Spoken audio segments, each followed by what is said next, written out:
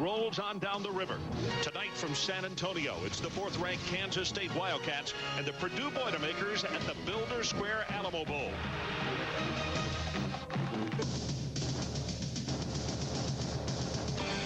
Remember the Alamo.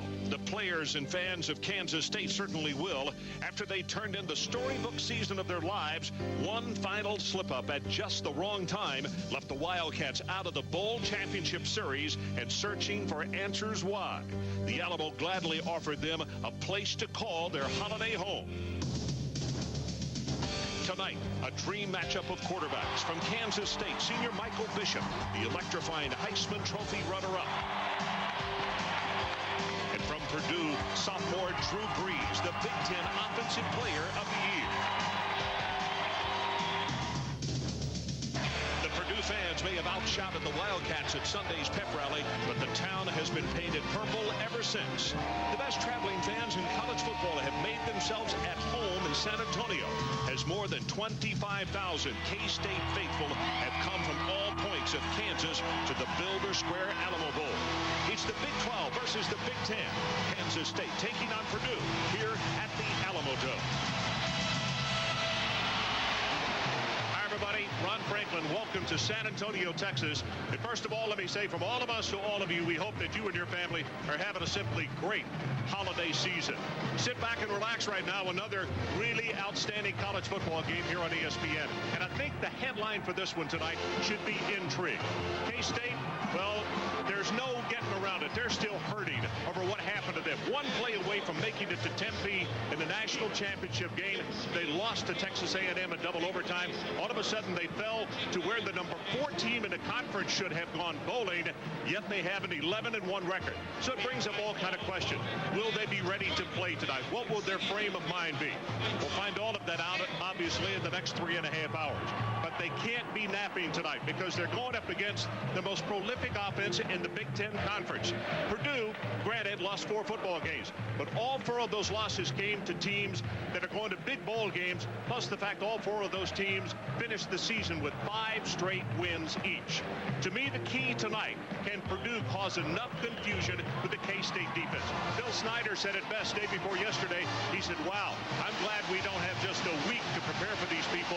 They're nothing like we've seen in the last 6 years at Kansas State.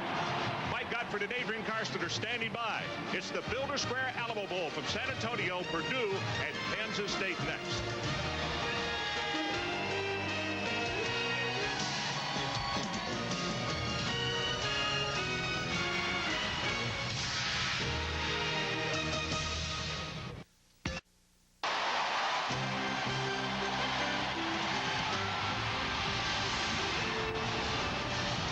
ESPN's exclusive presentation of Bowl Week in the 1998 Builder Square Alamo Bowl is brought to you by Interstate Batteries, the official battery of the family car.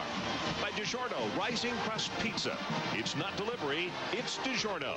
And by Napa Auto Parts. We keep America running. The Alamo Dome, and Purdue just took the field, and I have to say our crew has done 3 of the 6 Alamo Bowls as the Wildcats prepare to take on the Boilermakers, and this is the loudest crowd that we have heard here in San Antonio. If it is any indication, this man right here, the emotional leader for Kansas State, Michael Bishop. And Mike Godfrey, the question is, and people have been asking it for the last couple of days, yesterday at the luncheon, the kickoff luncheon, he seemed a little down, staring into space and everything. That, to me, would not be good. However, with this crowd, I can't see Michael Bishop not being sky high for this ball game. Well, Michael Bishop's the leader, and you're right about this crowd. This will get a ball club up. But the key for me to watch is the entire ball game, whether they can keep their concentration for 4 quarters without their main goal of a national championship. But Michael Bishop makes this football team go. 23 touchdown passes, but Ron, he ran the ball 23 times against Texas A&M. He's like no other quarterback I've seen. He'll pound it in there on the isolation play. He's their best running back, and he'll take the whipping. Both the quarterbacks tonight from the state of Texas coming back home, so to speak. Willis, Texas for Bishop, and Austin Westlake High School for Drew Brees. Brees, to me, can present as many or more problems than K-State has had defensively this year, Mike. 36 touchdown passes, Ron. He's a very accurate passer. They have a possession offense. He'll throw the ball deep. He's got a good arm. He'll scramble. Bill Snyder said he'll frustrate you when you try to put the rush on him because he'll take off and gain some yardage. And the problem you were talking about, Ron, is they'll bring in 3 wide receivers, sometimes 4 wide receivers. The best 3 players on defense for Kansas State are their linebackers, but they may be forced to be on the sideline by the formation. So it's going to be a chess match by Mike Stoops and the defensive coordinator and Jim Chaney, the Purdue offensive coordinator, formations and how they defend them. We'll keep up with that, Mike, and I think it will be fun to watch. Joe Tiller, second season at Purdue, coming there from the Western Athletic Conference from Wyoming, has been very, very successful. And this man here, 10 seasons at K-State, the Bear Bryant National Coach of the Year. Bill Snyder, 77 victories, 38 losses, and 1 tie. And interesting in visiting with him 2 days ago, and I posed the question to him, are you at the mental state you would like with your ball club? And he said, I would have to say no. You would always like a little bit more. But he said, I think they'll be ready to play because we give them 48 hours. They had that workout on Sunday, and then they let them get their legs back. Nothing but pictures yesterday. You'll know, Ron, as the game goes along, because if they lack concentration, it'll show up in penalties and mistakes as we go through this ball game. Martin Gramatica, you see his numbers. That's incredible. 96 kickoffs and 51 of those touchbacks. Number 2, this is Clopton and Randall Lane, the 2 deep men for the Purdue Boilermakers. K-State won the toss. They deferred, and this one is underway. Gets by Clopton and goes into the end zone. And so the Boilermakers will scrimmage from their 20-yard line. And let's check in on the sideline with Adrian Karsten. Adrian. Ron, thanks very much. Now, moments ago, you and Mike mentioned Michael Bishop. What I've heard out of this quarterback and his teammates over the past half hour, I can tell you at least the Wildcats look and sound like they're ready to play this game. Now, sometimes the way a team warms up, what they have to say, and then the way they play can be very different things. But I saw the big offensive lineman, Ryan Young, get his group together and say, look, you guys, you take the 3 weeks of frustration and disappointment and anger and let it go. Just let it go. We're in the national spotlight. We have a lot to prove to the college football world. And, Ron, it's that kind of solidarity that has Joe Diller concerned. Well, I think he would have to be. First play from scrimmage, Brees sets up at a shotgun. They fake the run, Brees to throw, and he is low and away. Gabe Cox, the intended receiver. Offensively, this is the way they begin. Brees, and he'll have only 1 running back, Jay Crabtree. They'll have as many as 4 wide receivers, but they started out this way. Randolph at tight end, Jones, Cox, and Randall Lane, the receivers. And the offensive line, it's a good group. Matt Light is the best of the offensive line. Niedrek right there in the middle. Jim Niedrek is the man who will call the defensive sets.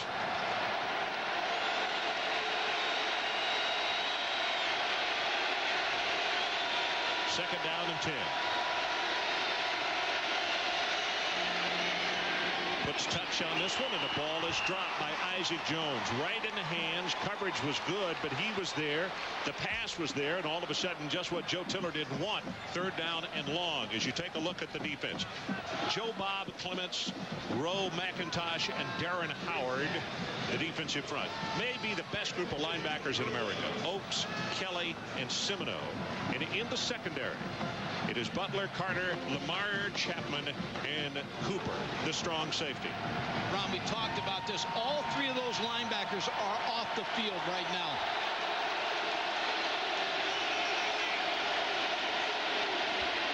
Brees under pressure, gets it away, has it complete, and that is Chris Daniels for the first down.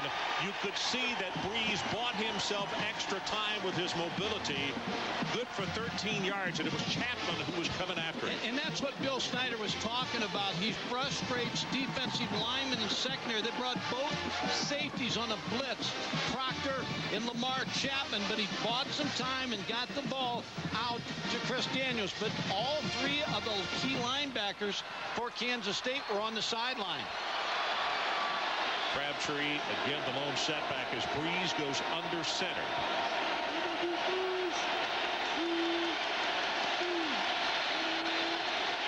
to hurry as linebackers pinch in. Gets it away, got it complete at the 39-yard line. What a stick. Semino comes up to make the hit on Chris Daniels, but it's still a gain by Purdue. We're going to call it about 6 yards in the play. And this is exactly what Joe Tiller and Jim Chaney, the offensive coordinator, want. They want Drew Brees to start off, have some success here early with some good key throws. Daniels comes off the field for a moment after that stick by Semino. Try to get the cobwebs free of him. 2 of 4, 19 yards. Drew Brees. They go with a running play. Not much. There's Crabtree. Spins around. Maybe a gain of 1, but I don't believe so. Where the linesman has come in. And again, they're going to play with a 3rd down and more than 5 yards to get the first. Yeah, and Drew Brees has had an excellent year. 336 of 516 pass attempts. 36 touchdowns. 3,753 yards in kind of the changing of the guard in the Big Ten Conference. Well, a lot of people told Joe that he couldn't come in there and play this kind of offense. No backs, 4 wide receivers, but they've made it work. And here we go. Empty backfield. Just Brees. Steps up, got it incomplete and close to pass interference on Chapman. No flag on the play, and it'll be punting time. And you hear the booing from the Purdue partisans, and I'm not sure that I disagree with them. It looked as though Chapman was over his back as the ball got there. They shifted Isaac Jones out of the backfield, got him lined up on Lamar Chapman, a safety, and you can see the contact. So Chapman got by with 1. Now the punting situation, and this is dangerous anytime it happens because punt returns and kick returns of all kinds. It is blocked by K-State. Picked up by the Wildcats, and inside the 15-yard line is McGraw, and there is a flag down at the sideline. Now, Ron, I like the strategy by Bill Snyder because you want your ball club in this thing. Offside, Kansas State. But I like the idea of forcing the action. They did it on defense, a lot of man coverage. They do it on the first punt by going after it, and he's trying to stir his football team up right now. Claiborne is a man who came through and got it. Yeah, Chris Claiborne came through and was not touched. Now, you plant that seed in the punter's mind. It doesn't matter if this is coming back. But the point is the kick returners by Kansas State are as good as anybody in the nation. Now, interestingly enough, Chapman is the man who was back that time. But David Allen is the nation's leader, and he's being punished. He's not returning kicks tonight because of some kind of violation during this week. We're not told what. Ron, the key thing on this is it's a first down for Purdue. The 5-yard penalty, so a mistake by Kansas State. Still like the pressure. They don't like the offsides, but it gives Drew Brees a chance to get back on the field. So Bill Snyder paces the sideline and says, well,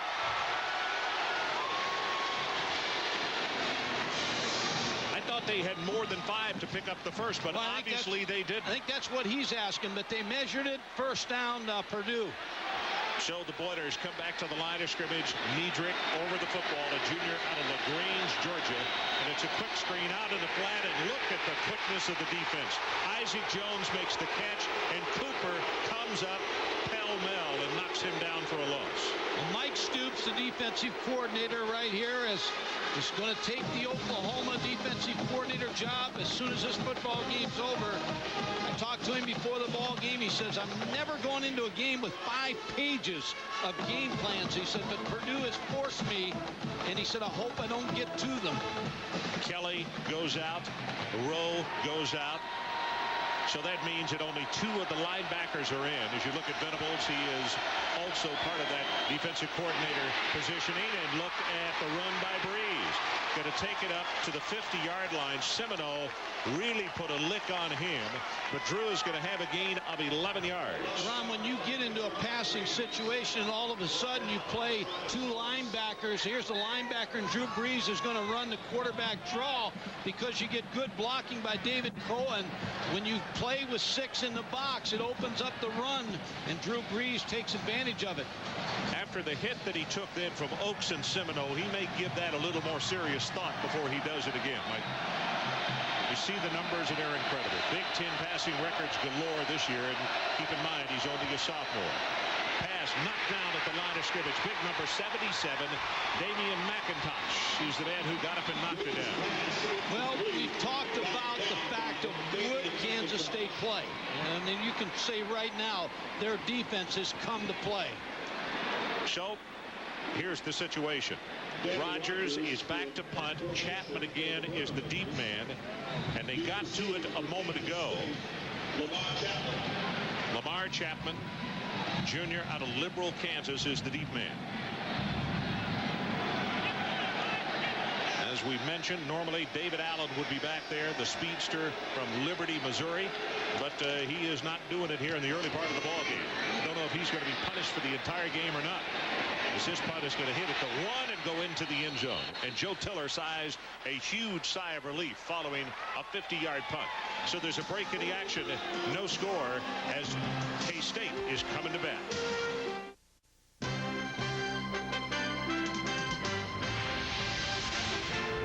ESPN's exclusive presentation of Bowl Week in the 1998 Builder Square Alamo Bowl is presented by HQ. Builder Square is turning into the all-new HQ, the home quarters.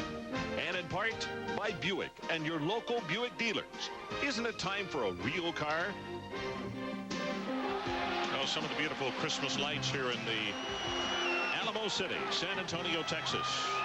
A lot of folks here from West Lafayette and all over Indiana, and a lot of folks from the state of Kansas as well. This is a very large crowd as you see Michael Bishop for the first time tonight on offense. And they'll go with the running play with Hickson, and he will take it close to the 25-yard line as John Reeves comes over to put the stop on him. Bishop the quarterback, Hickson and Gouldsby is the fullback out of Dodge City, Kansas. Receivers, very good one. McDonald and also Aaron Lockett. Justin Swift, the tight end. And up front with the offensive line, Ryan Young, the big fella, number 76 on the left side, told us yesterday at lunch he's in the vicinity of 343. Play action. He'll try to throw for the first time. Pressure from that defensive front, and here's where he killed you.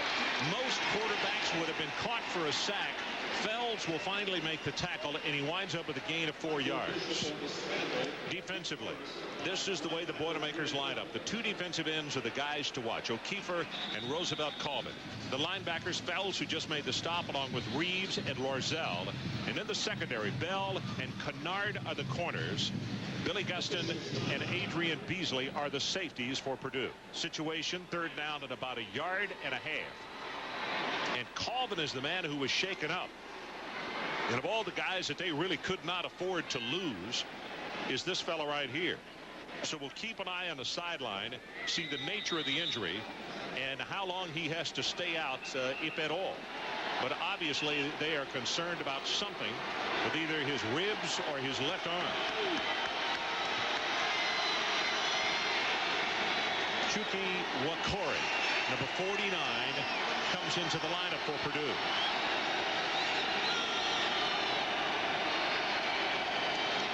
Bishop, quarterback keeper, not going to have it.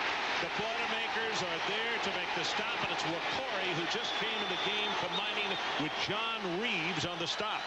And that brings the Purdue faithful up. Kansas State tried to run the option. Purdue got too much penetration on the option. Michael Bishop never had an opportunity. As soon as he fakes to Gouldsby, you can see the pressure come right from the outside. John Reeves, number 3, the linebacker. John Reeves with an outstanding job banging the blocker and knocking him into the ball carrier. So it means that James Garcia, who's a senior from Victoria, Texas, stands back to kick, waiting for the snap at the 13. He kicks the ball extremely high. Sutherland is the deep man, and this one's off the side of his foot. And now takes a huge K-State bounce and goes inside the 26-yard line, and that's where they will be scrimmaging for the second time around. 46 yards on the boot. ESPN Bowl Week continues tomorrow night from San Diego, California, with Keith Smith, Jeremy McDaniel, and the whole balanced attack of the 9th-ranked Arizona Wildcats. They'll take on the 16th-ranked Nebraska Cornhuskers in the 1998 Culligan Holiday Bowl at 8 Eastern. Coverage begins at 7:30 with Bowl Game Night live on location in Tempe, Arizona. Ron Franklin, Mike Gottfried, and Adrian Karsten. Great to have you along on this Tuesday evening from San Antonio, Texas. 9:08 to play. First quarter. Second possession by Purdue. Crabtree. And there's just not much there as Rowe makes the tackle. And there is a marker down on the near side.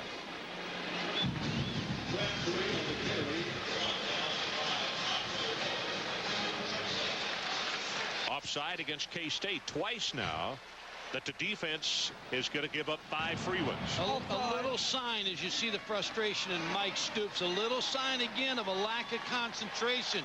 That's 2 offsides by them. Well, you look at Jeff Kelly, the middle linebacker, who was so outstanding, a senior out of LaGrange. And this goes back to what Mike Gottfried was talking about. He is on the sideline. Now, Semino and Oaks, his compatriots, are out there, but they're going without one of their best defensive players because of all the wide receivers and spread formation by Purdue. Brees gets it away and incomplete. And again, there is a marker down, this one at the 31.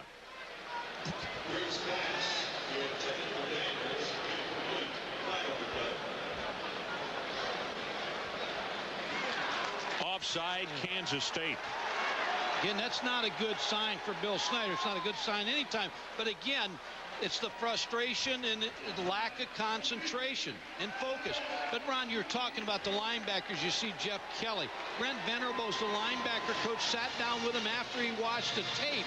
And he told all his 3 linebackers, he said, you're used to playing 70 plays a game. In this ball game, you may only play 35 plays in game. So enjoy the special teams plays. And just then, he took a defensive back out and put Kelly back in. So they're back to their standard 4-3. Yeah, figuring on this first down situation.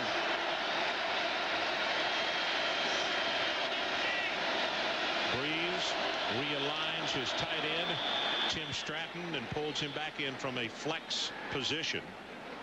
And a timeout has been called by Kansas State. So we'll take the break with them. We have 8:36 left to play, opening quarter. Kansas State nothing and Purdue nothing. San Antonio, Texas. It's the Builder Square Alamo Bowl. As we said, a lot of people in purple, but there are also a lot of folks from the Big Ten Conference down here from the state of Indiana to follow the Boilers. Nobody in the backfield. Quick pass, got it across the middle, and that's Jones. He will have it for the Purdue first down. And I believe this is the first time tonight they've been across midfield. Ron, you can see this matchup's going to be all night. Isaac Jones, who they'll shift out of the backfield, and they get him against the safety, Lamar Chapman. Now that's the matchup that Purdue looks like they've struck on early in this ball game. We talked about the linebackers. The reason the linebackers can't play in this game is because Purdue's empty sets, which means a lot of wide receivers, and you get mismatches with linebackers. Now they got a Lamar Chapman, Isaac Jones matchup that they like. So that means also, as you see the 4 wide receivers, 2 safeties out covering as quarterbacks normally would. Oh, the stop and go, and his move was nice, and Brees was off in the throw to Chris Daniels. By the way, the officials tonight are from the Atlantic Coast Conference. Ron Cherry is the referee. When you look at this Purdue football team, it's hard to believe that they threw 200 more passes than any other Big Ten team, and they had the fewest number of sacks in the Big Ten with 14. So you talk about the style of play Joe Tiller has brought to Purdue, and he's given headaches to defensive coordinators in the Big Ten. I had to laugh at Joe in our meeting yesterday, but I said, how surprised were you? He said, we were shocked. So we watched the game and we thought we would play A&M or maybe Texas or Missouri, but not K-State. Quick throw out in the flat, and they get the quick screen, and this is Jones, and he will take it inside the 45 to the 43. Travis Oakes comes over to make the tackle, and Cooper, with the headgear off, is joined with Jones and some other Purdue players. Cooper's a very good football player. Let me tell you something. Watching him in practice, he's very active. Here's the little bubble screen. It's almost like a toss sweep outside. Randall Lane gets a block. Isaac Jones picks up pretty good yardage, but it's like a running play. Very safe. Third down. The line to make is just inside the 39-yard line of Kansas State. They are 1 of 3 on third down conversions tonight, and the ball was never snapped on time as we had receivers cutting upfield. Matt Light came out of his stance, and you have to wonder if maybe Niedrich did, in fact, have the proper count.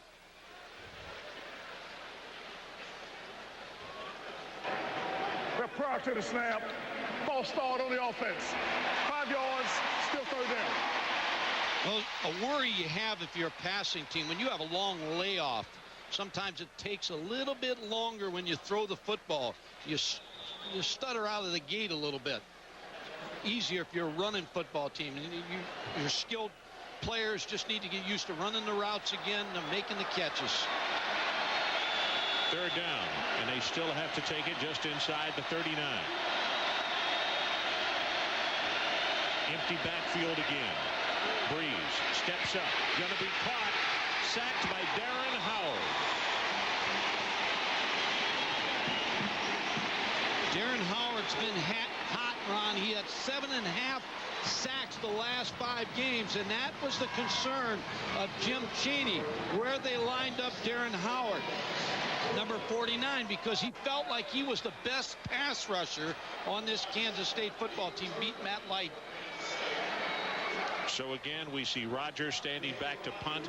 It is number 1, Lamar Chapman, who is back deep. First punt tonight was blocked, but Kansas State was offsides, and they should have blocked another one, and he ran right by the punter. Fielded at the 13. And the tackle made at the 20-yard line. And I'll tell you, 33 yards in the kick and 3 on a return. And Jim McGraw, Mike, ran right by the punter. It looked as though they should have blocked another one. Timeout. We'll be right back.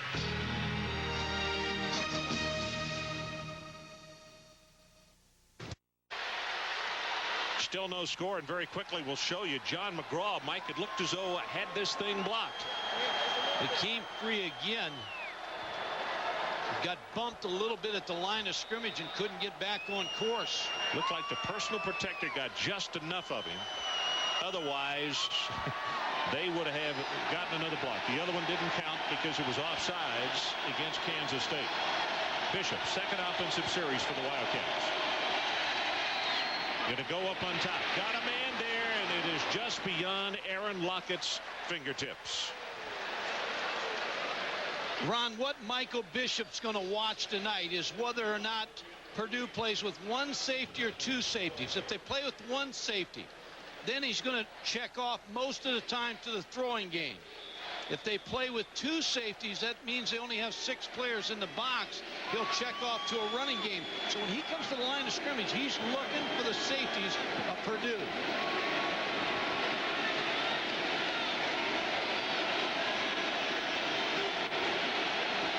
Second down of 10. 5:59 left to play. They're going to have to hurry. 3 seconds down to 2. Movement all over the place. You can see on the right side as it is thrown complete, and they're still blowing whistles. Hickson is tackled.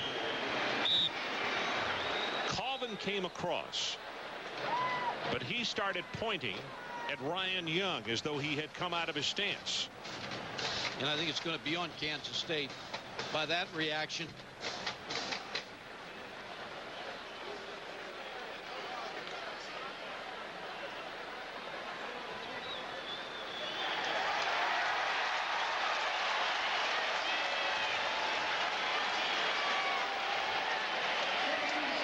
So as Coach Gottfried mentioned just a moment ago, a situation where both of these teams just a little bit ragged coming out of the gates. Both have tremendous scoring potential. Kansas State averages 48 points a game. Purdue is right at 36 per game. And you look at the penalties, 4 already against K-State, 1 against Purdue. And that 4 again shows me a little lack of concentration here early in the ball game. So it's 2nd and 15. Now they're butted up to the Purdue end of the field, and that's the reason the players are having to come up and ask him personally what the call is. Draw play. Hickson breaks a tackle.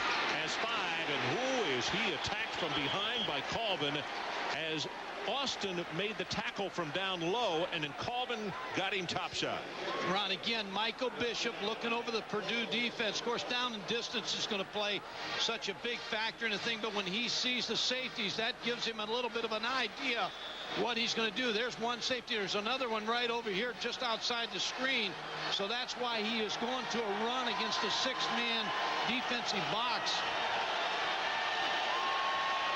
3rd down. Line to make is the 31. They fake the draw. Pressure is on, and he's sacked, this time by O'Keefer.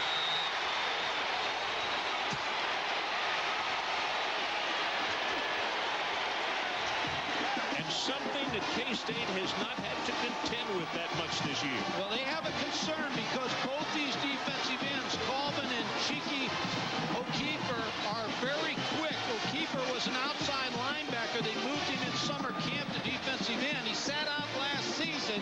Shows you his quickness getting around the corner. Well, this has got to be a confidence builder for the Boilermakers as we're about to hit 4:40 left in this opening quarter. 2nd punt of the night by Kansas State as Garcia stands about 2 yards deep in his own end zone. Wobbly spiral. Another mistake. Let that ball hit on this hard AstroTurf, and they're going to wind up with an extra 15, almost 20 yards out of it, as Sutherland elected not to come up and make the catch. It's 53 yards on the punt. But ESPN Bowl Week continues with the triple header on New Year's Eve at 1:30 Eastern. The AXA Equitable Liberty Bowl. Tulane against BYU. The Virginia takes on Georgia Tech at the Chick-fil-A Peach Bowl from Atlanta. That's followed by the Sanford Independence Bowl. Ole Miss against Texas Tech.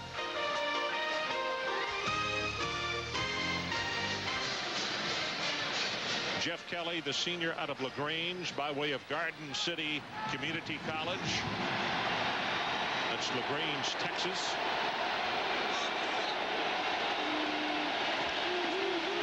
Running play, nothing for Crabtree. Going to be hit and knocked down for a loss. Andre Rowe has been a load to handle inside. Ron, you go back to Sutherland's inability to catch that punt, and what you do is you watch tape and you see the punter that you're going to play against, and you step back the amount of yards that he averages. Then you watch him in pregame, same thing. But what's happened is Garcia's not hit the ball well. No, he hasn't. And he shorted it, and it's hit the turf, and he's really gained 15 extra yards with a bounce. So they may move Sutherland up a little bit. 2nd down at about 13.5 yards. Blitz, flag is down, and Brees is going to be tackled in the open field by Howard. It's probably going to be a holding on Purdue.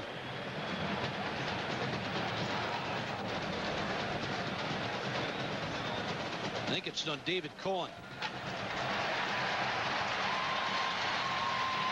And I think what Kansas State did is move Chapman up.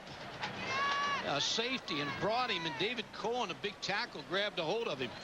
You know, the difficult thing for Cohen, he has had an injury for the last month to a knee. He's not been able to work out quite as much as everybody else. Joe said he's a great student, electrical engineering student, works extremely hard, but Cohen is one who has been held back a little bit because of an injury, and they worried about his ability to handle the inside quickness of the Wildcats tonight. Well, their concern also is if Kansas State moves Darren Howard head up on him, because they felt that would be a true mismatch for Kansas State. They declined a penalty because it's 3rd down and still about 14 yards to pick up the first. They need to take it all the way out to the 45. Another flag is down. Brees lets it go long, and it is incomplete, almost intercepted at the 31-yard line. Cooper was there and McGraw, but as we mentioned, a flag down back at the line of scrimmage.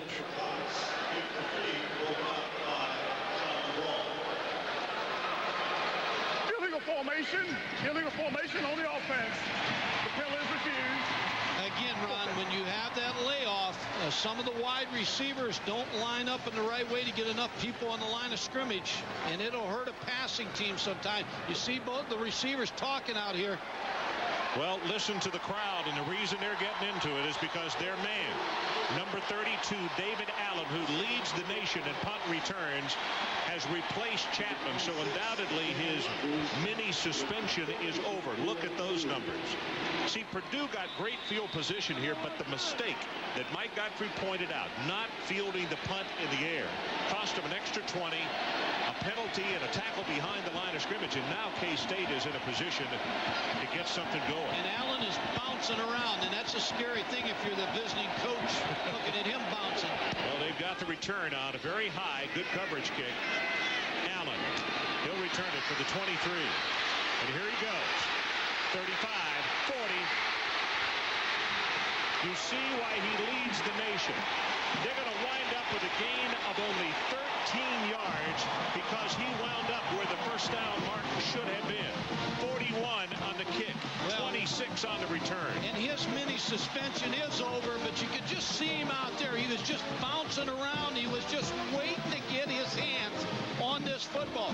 And when the offensive players, now the blockers know that Allen's back there, they block harder because they know he's going to break one. He has the ability to get great field position for his football team. That was the punter who made the tackle. So Bishop with the best start for Kansas State. The ball just outside the 45 of Purdue.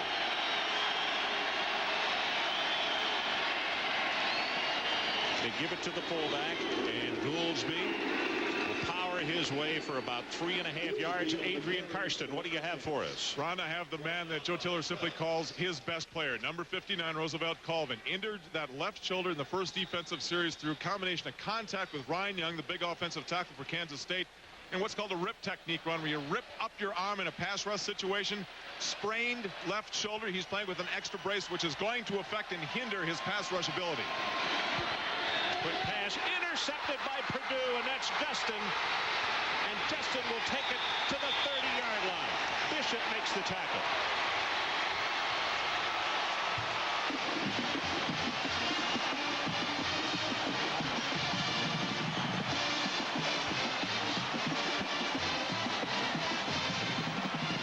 Michael Bishop's only thrown 4 interceptions this year, Ron. You didn't see Billy Gustin, number 5, who's got 2 interceptions this year. He's going to break on the ball right in front of the out and make this interception. And Michael Bishop's becomes the defensive back to make this tackle. Well, that is great anticipation on the part of Gustin, who just moved right in front. He read him all the way. It looked as though he's watched a lot of video of Michael Bishop. He read the eyes, he read the route, and he broke on it. And give Purdue's coaches, defensive coaches, credit. And now a timeout has been called by Kansas State, the second time that they've used one this quarter with 2:13 remaining, so we'll take it with them. We still have no score, but Purdue is threatening following the interception. Well, I don't need to tell you, with 2:13 left to play in the first quarter, in a game that everybody thought would be very high scoring, Purdue's not only held their own, but the Boilers are kind of sitting in the catbird seat right now as far as momentum. See if they can take advantage of it.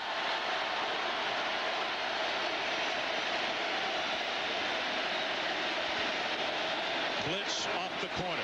Pass right back in that direction, threw it short, and Lane has to go to the AstroTurf to make the catch.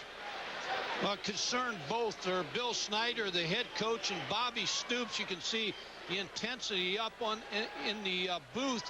But what's happened, Ron, is when you take 2 timeouts, you see Mike Stoops, 2 timeouts in the first quarter, 4 penalties, 2 of them being offsides. It's a concern, and Bill Snyder knows right now his ball club is not with it. in this ball game. Purdue has thrown 6 of their 7 first down plays tonight. That's been the pattern. Again from the shotgun. Launched this one for the end zone. Got a man just beyond the fingertips of Isaac Jones. And boy, Brees is looking up at the ceiling right now thinking, count 6, because I just missed one. Well, Bishop, sorry. I was going to say, I talked to Jim Chaney, the offensive coordinator, and you see no backs for Purdue. And he said when we went through all 12 tapes of Kansas State, we only seen 10 or 8 or 10 plays where anybody ran no backs against Kansas State. So we're not sure what they're going to do against us. It's Jim Chaney, the offensive coordinator, and he had Isaac Jones for a touchdown on that last play. Boy, he sure did. It is 3rd down. They need to take it to the K-State 20-yard line. 1 of 5 on 3rd down conversions, and 9. Not sure they got the play off. Nope, there comes the flag. The receiver had been bumped out of bounds, Gabe Cox. He was working against Butler out there, but they clearly let the 25-second clock go down. Dead ball, cross to the snap, delay of game on the offense. 5-yard penalty, still 3rd down. Joe Tiller's got to be saying, guys, they're good enough and they don't need any help.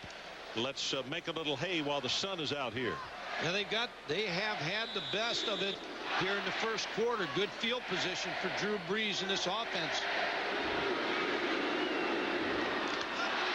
So it continues to be 3rd down. Boilermaker fans trying to get them going. Empty backfield again from the shotgun. Brees is sacked by Semino. 2nd time that they've gotten to him tonight. But they've also brought a corner, Carter, number 35, giving a lot of different looks to Drew Brees. So the interception right now, it would appear, goes for naught. Good pressure again by Deshaun Carter, number 35, the corner. He made Drew Brees bring that ball down, and Mark Semino made that tackle. 4th punt of the night by Purdue, and we're still in the first quarter with 45 seconds and counting left in his first 15 minutes. David Allen, the deep man, coming after him again. Very high kick off to the left side. Allen calls for his team, and look at this K-State bounce. Good heavens, it comes all the way back to the 35 and then goes dead at the 33. That's a 7-yard kick. Well, you made the statement that they don't need to help Kansas State. And Joe Tiller trying to pooch kick right there, just hit the AstroTurf wrong. Well, they kicked it very high, and on the artificial surface, the only bad thing is the point came down with the tail pointing the wrong direction. 7 yards is the net. Option play back into the open side of the field. Hickson gets a block. 45, and he's out to the 47-yard line. And that is far and away the longest running play by either team, particularly by K-State tonight. Ron, anytime you run an option, a speed option down the line of scrimmage, your fullback better block on the outside. Watch number 30 here, Brian Goolsby, with a nice block. He's going to make the block right here on the linebacker, and that just allows Eric Hickson to break that seam and pick up a good yardage and a first down. You know, it didn't look like a lot, but number 80, Darnell McDonald, had his guy occupied as well, which allowed another 5 yards in the play. First down, Wildcats. Off the shotgun. Here's Murphy. Loses the football. It is picked up by Purdue. Reeves. And Reeves will take it back inside the 35-yard line. Willie Fells with a nice hit. Linebacker on Frank Murphy. And again, Ron, 2 timeouts in the first quarter. An interception, 4 penalties, and now a fumble. Again, I don't think you're seeing a Kansas State team that's focused like they have been all year. And Purdue needs to take advantage of these opportunities. I started to say, you're only going to get so many easy at-bats or easier against this team. Here comes Murphy. A good hit by the linebacker, Willie Fells. It's another look. Willie Fells, number 40, Came across it, knocked it loose. Crabtree this time in the backfield with Drew Brees. They snap it from the 33. Drew steps up, knocked down at the line of scrimmage twice. McIntosh has knocked the ball down before the pass could be completed. And it'll be a 2nd down and 10. 6 ticks left in this opening quarter. Well, it's been a first quarter, and as I said before, you look at this situation: 4 penalties, 2 burned timeouts, and 2 turnovers, and you can talk about it all you want. Their goal for Kansas State was to be in the Fiesta Bowl, to win the national championship. They lost that. They come to the Alamo Bowl. You can talk all you want to. Coaches can try to get you to go. And the fans are trying their best, but it looks like a ball club that is not focusing. Brees off the mark on that one, and maybe for good reason, because there was good coverage on Cox to the outside. Bill Snyder, when we talked to him day before yesterday, said, you know, hey, it's as much up to the coaches, if not more so, than it is up to the players as far as being positive and letting them know that we can't let our disappointment show through. No, he said that's easy to happen as well. Yeah, and he said the fans need massaging because they all expected to go to the Fiesta Bowl.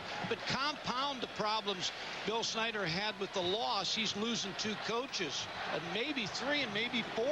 Drew Brees started off 4 of 8. He is now 2 of his last 7. That's Cox in motion. Coming back to the lower part of your screen. Quarterback draw. 5, 10. Boy, does he take a shot from Cooper. And also 42 Semino comes up to make the hit on him. And let's see. He will have the first down. That is the end of the first quarter. So let's take a break. Kansas State nothing. Purdue nothing. And the Boilers are threatening. We'll be right back.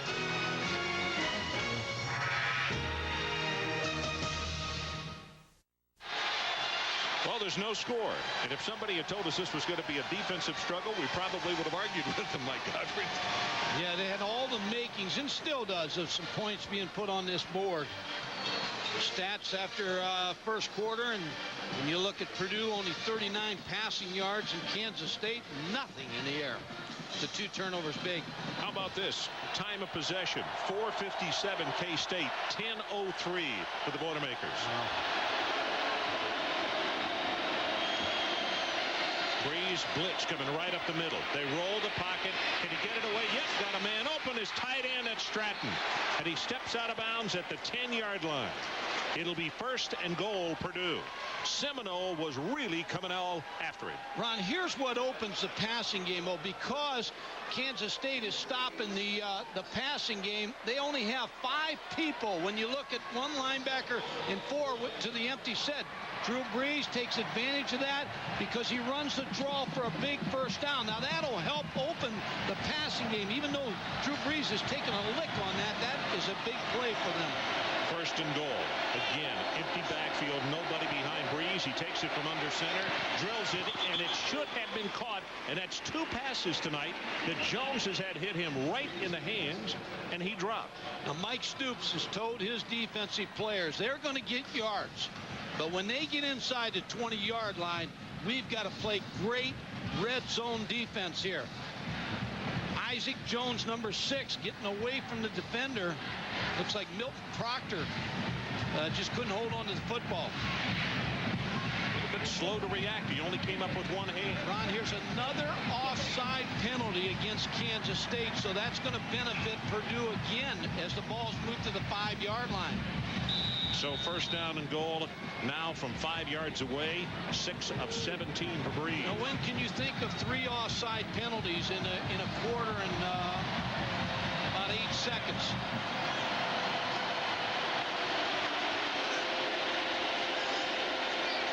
Now they're moving into the K-State end of the field. That's the reason Brees is having to come up. Blitz right up the middle. Looking, delivers, touchdown, and he's got Chris Daniels.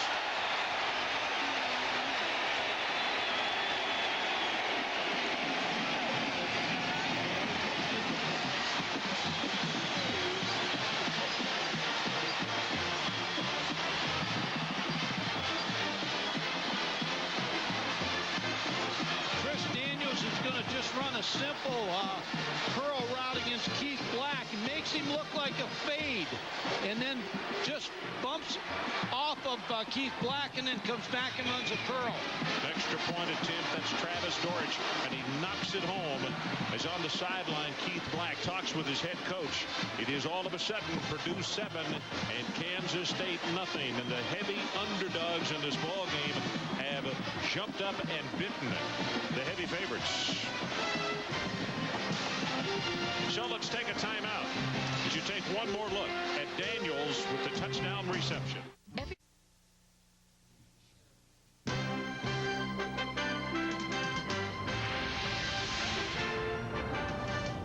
ESPN's exclusive presentation of Bowl Week in the 1998 Builder Square Alamo Bowl is brought to you by the San Antonio Convention and Visitors Bureau.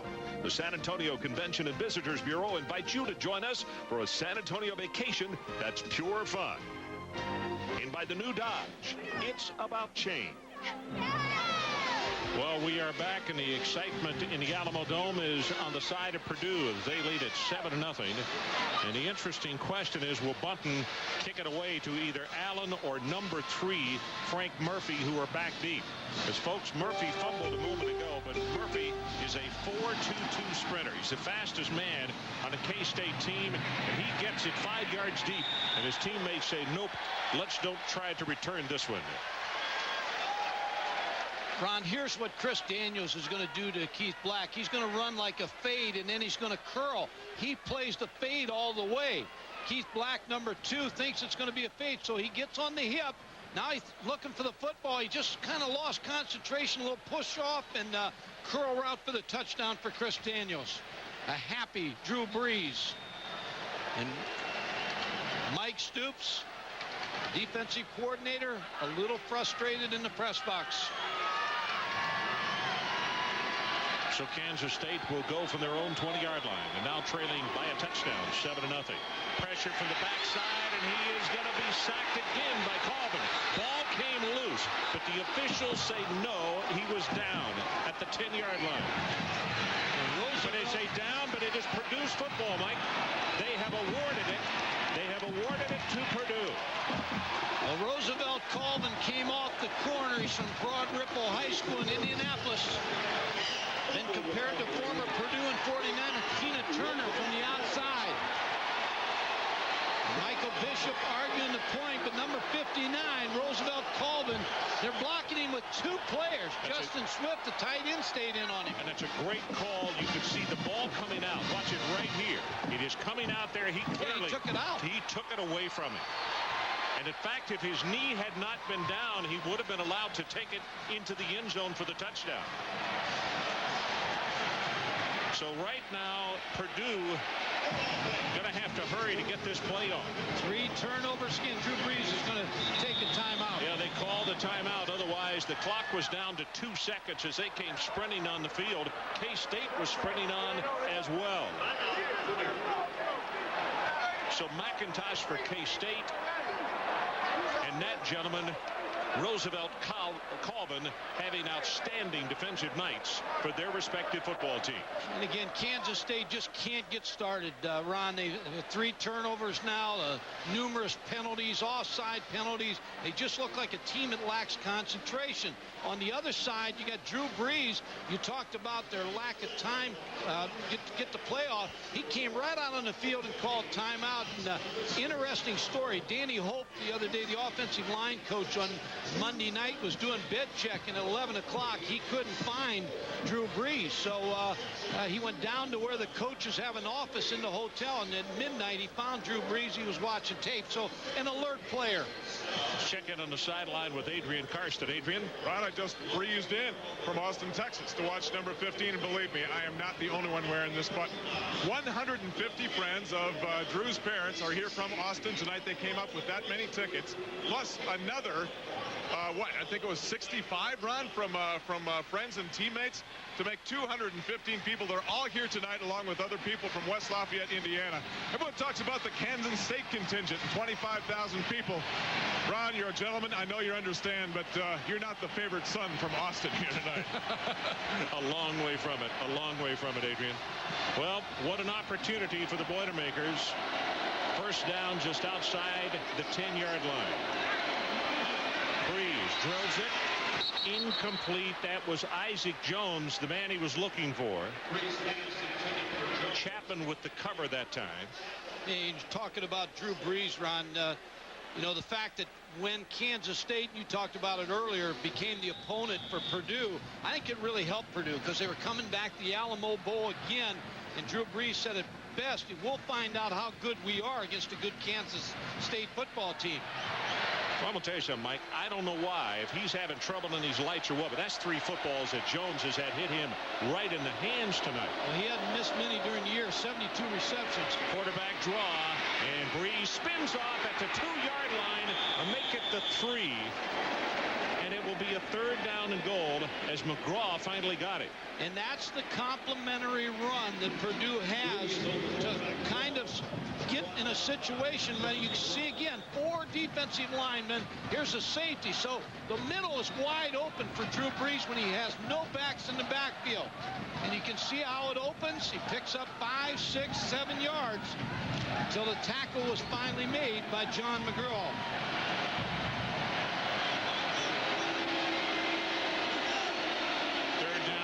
For the Boilermakers. Gonna have to hurry. 1 second, they just got it off. Brees' pass and dropped this time by Daniels. Ron, I'm not sure they got it off in time. No, they didn't. Nope, you're right. Which is a break for Purdue. Cross to the snap. Grab the delay of game on the offense. 5 yards. And they'll get that 3rd down back.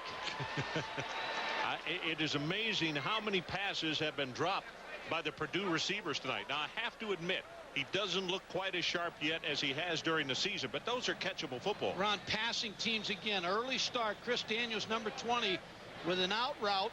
Oh, you got a little bit behind him. He's got to catch that football. But a break, because the delay of game gives another opportunity to Drew Brees to get in the end zone. That's 4 drops we have unofficially up here of passes that should have been caught. Of course, that one will not go in the books that way because of the penalty. 3rd down and 7. Pumps it. Now delivers and knocked away and incomplete. Trying to go to Randall Lane. Boy, he had some heat on that one. Almost too close to put the zip on that he did, but it looked like Randall Lane had a chance to catch that football. You know, you go back to the delay of game penalty and you wonder at this part of the season, but there's so many checkoffs at the line of scrimmage. You take so much time and look for matchups that sometimes you get caught on delay of games. Travis Dortch, 13 of 19 this year. It's a 25-yard attempt. They get it down, and the kick, he squeezes it in on that left side. Let's take a break. If you just joined us, a little surprised? Well, I think everybody is. 10-0, Boilermakers over K-State.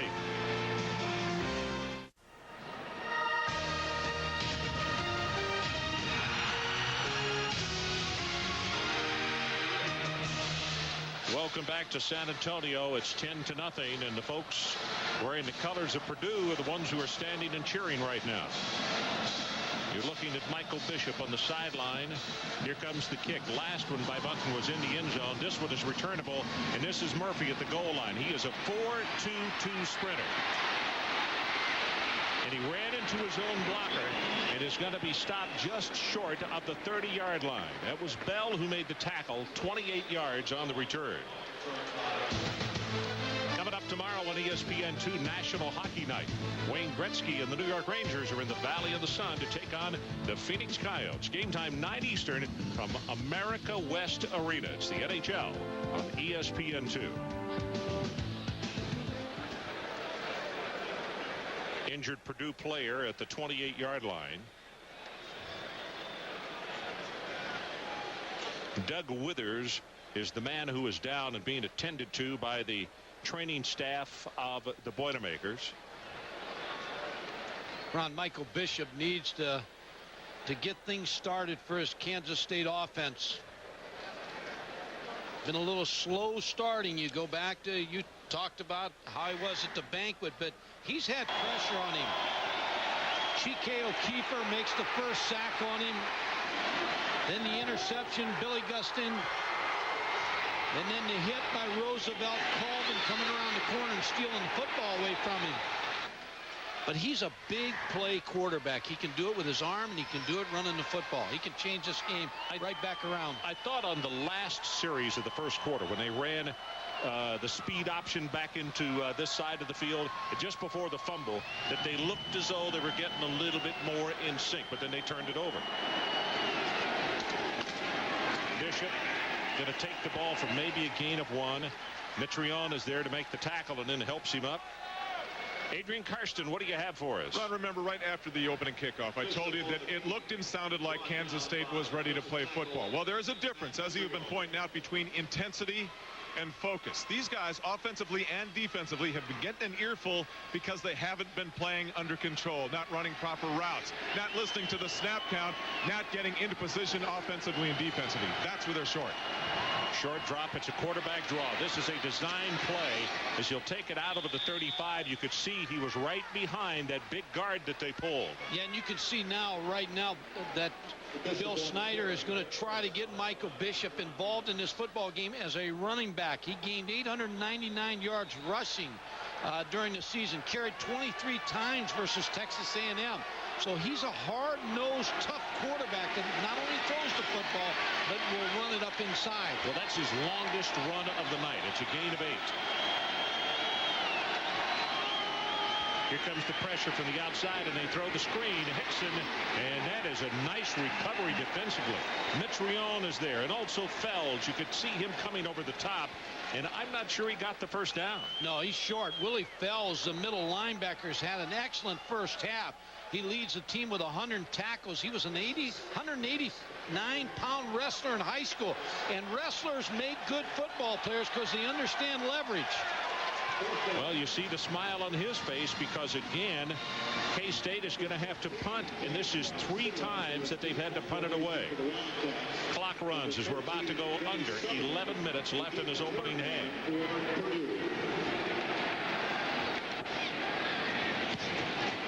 Again, the ball is not long, but this one is fielded, and the tackle made immediately on Sutherland. But that one he didn't let hit the turf and bounce, and as a result, it's only 37 yards.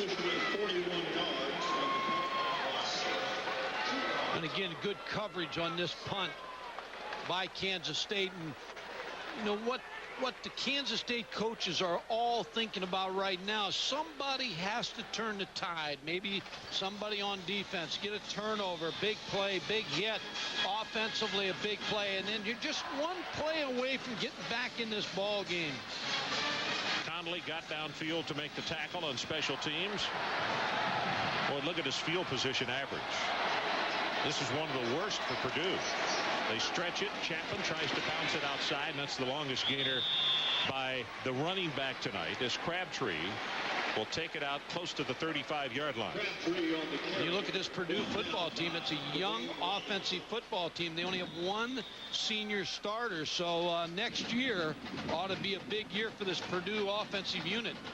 But that entire offensive line, Mike, actually only one of the reserves. Wheel is a senior. Everybody else an underclassman. From a shotgun. Gets it away and right through the hands of Gabe Cox. Travis Oakes, the middle linebacker, number 50, with pressure on Drew Brees. Didn't give him a chance to get this football. Had to get it away very quickly. But again, it looked like a football that was catchable. It looked like it went right through his hands. You know, the other thing, when you watch Purdue run offensive line-wise, they do a lot of cut blocking at the line of scrimmage. The defensive linemen get chopped around their knees, and they don't like that. And by about the 3rd or 4th quarter, you don't get much of a pass rush because guys are worrying about their knees for the beach. They get a little frustrated. You're right. Brees steps up, buys some time, and just throws that one into the turf. There was very good coverage by Carter on Randall Lane. And I want to go back to what you said. You know, one guy that could change this game around quick is Alamo. And he's got the crowd again. He comes in with a bounce. I like his style. Holding his hands up saying, cheer for me, because I'm good. I lead the nation, and let me show you how. I like his style. 4 punts in the first quarter. That's an Alamo Bowl record by Purdue. See if they come after him.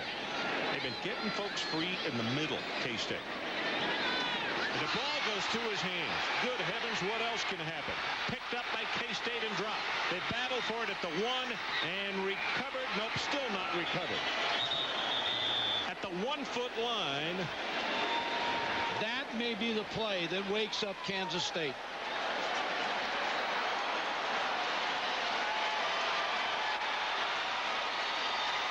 Kansas State, the ball recovered by Lorzell.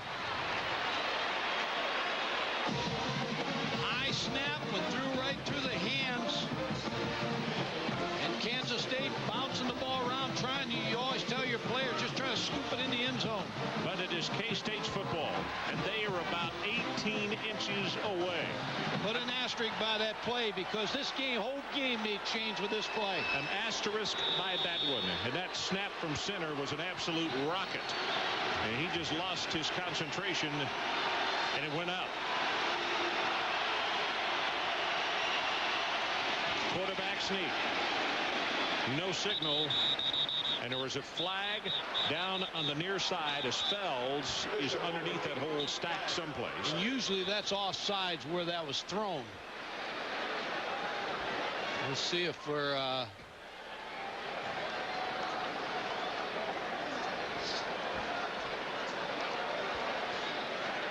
yes. By alignment, offside.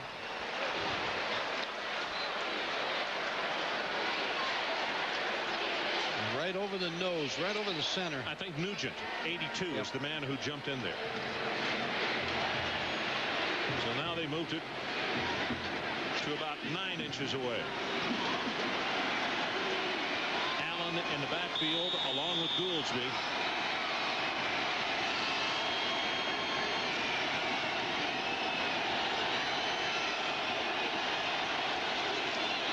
Going to throw the fade to the corner. Touchdown, McDonald.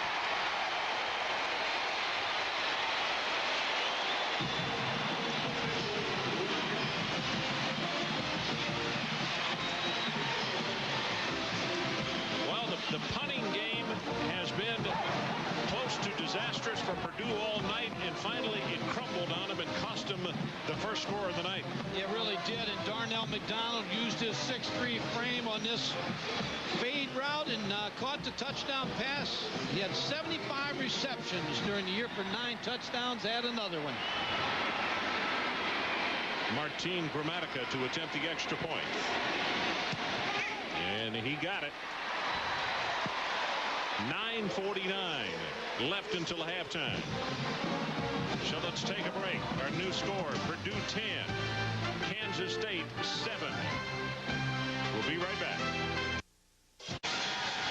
Now the K-State fans are now aroused, and they have good reason to be. They're on the scoreboard with an interesting call with first down and inches at the goal line, Mike. Yeah, they go to split backs and throw the fade and get their 6'3" receiver on Henry Bell, 5'11" corner.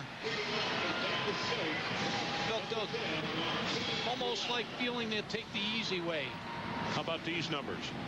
In 20 minutes and 11 seconds of football, there have been 14 offensive possessions in this ballgame. That's a lot of start and stammers. Yeah. Start and stops. Start and stammer and stop. Clopton. He's free. Clopton is finally going to be tackled at the 49-yard line by Butler. Yeah, the Butler did it, but Clopton setting up good field position for Drew Brees. Just hits this middle return, just gets some good blocks, got a little wiggle to him. Then Butler makes the tackle, but Purdue sets up shop in good field position. Well, that's a great return. The interesting thing in watching that, to show you the kind of speed Butler has, he's still headed on cruise. He had not hit passing gear yet and still ran him down. But great field position for Drew Brees and Purdue. Quick pass. pass, and it's that slip screen again, and Jones going to be stopped at around the 45-yard line. Well, nice block by Randall Lane, the inside receiver. When you throw that bubble screen, your receiver's got to get on the outside right now and make a block.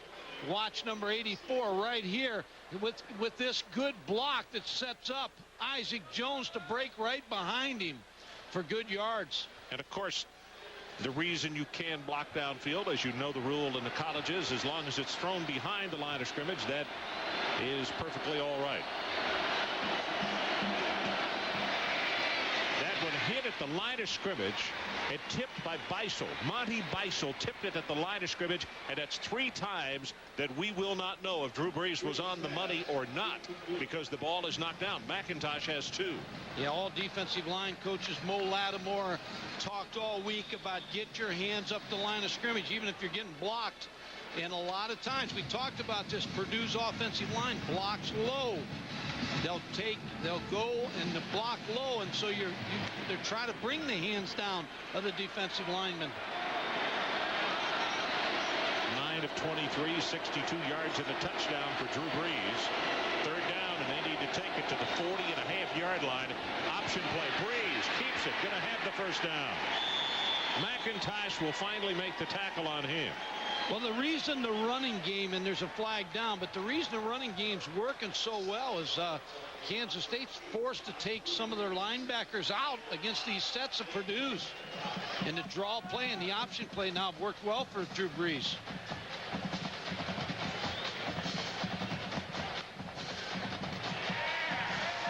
I think too many men on the field for Kansas State. Yep, sure was. There's Jeff Kelly, and there's the linebacker. 3 linebacker set, which Kansas State plays with all the time. They've only been able 4 times to have the 3 linebackers on the field. 2 linebacker set, which is going to be the majority of the time. They've had 17 times. 1 linebacker set, that's 9 times, which means 2 linebackers are standing over there. And they're not only losing their ability, Ron, they're inspirational leaders when they're on the field. So a problem for Kansas State tonight matching up. Well, they're still substituting here, and they're going to have to get somebody off the field. Don't they have 12 out there? Yeah, they got 12 again. Yep, they do. And they're running at the last minute. Proctor trying to get him off the field. This Purdue offense is beginning to do just what they wanted to do against K-State, and that has had them confused. Ball is hit. Was it a forward pass? An incomplete forward pass. Arm was going forward. It was Joe Bob Clements who hit him. And Ron, we've talked all year about walk-ons. Joe Bob Clements was a walk-on, came to Kansas State as a tight end, earned a scholarship before the '96 season. We have an incomplete pass on the play. There is no flag on the play. 2nd down. And Joe Bob Clements had a big ball game in the Nebraska game, had 9 tackles in the big win. Mike Stoops, defensive coordinator, talking to the field, trying to get lined up. Next red hair is going to go to gray here tonight. Here comes the blitz again. Got a man and caught at the 5, and touchdown Jones.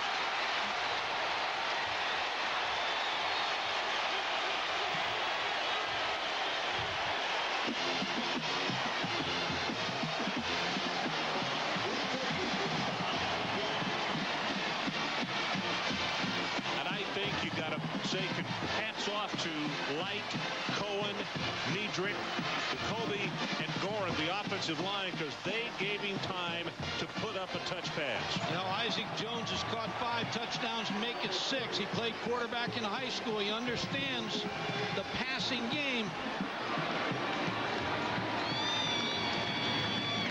Dorsch with the extra point. And I think that is a huge answer by Purdue to come right back after they had handed a gift off the special teams to K-State. Yeah, they handed a gift, but remember their special teams play. They got out to the 50-yard line, and here's just a loft pass against Carter, the defensive back. Isaac Jones with the touchdown. But Ron, again, go back to the kickoff return that set Purdue in great field position. That was a little bit of an answer by Chris Clopton.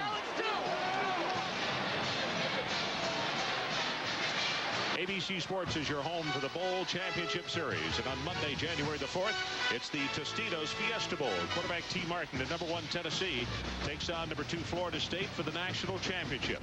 And as you watch the game, ABC Sports and ESPN.com will bring you the first ever computer interactive production of a sporting event called Enhanced TV. Get a sneak preview right now at ESPN.com.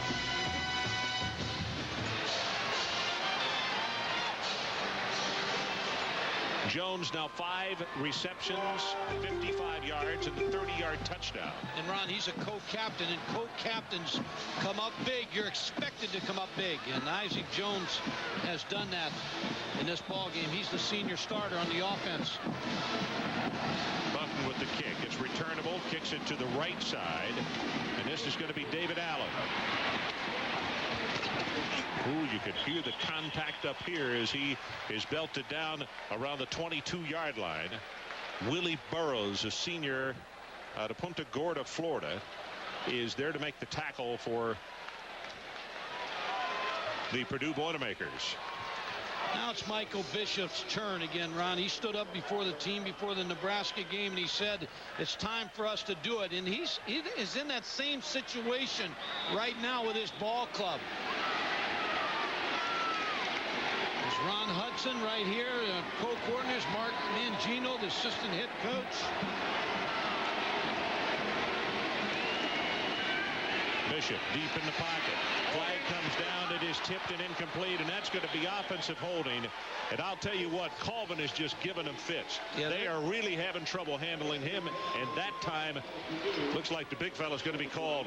Well, Justin Swift, the tight end, they're keeping him in on the backside to help the tackle on Roosevelt Colvin. And now also on the other side, you got Chike O'Keefer that's putting on a good rush. But you remember what Brock Spack, the defensive coordinator, told us. Holding on the offense. Half the distance.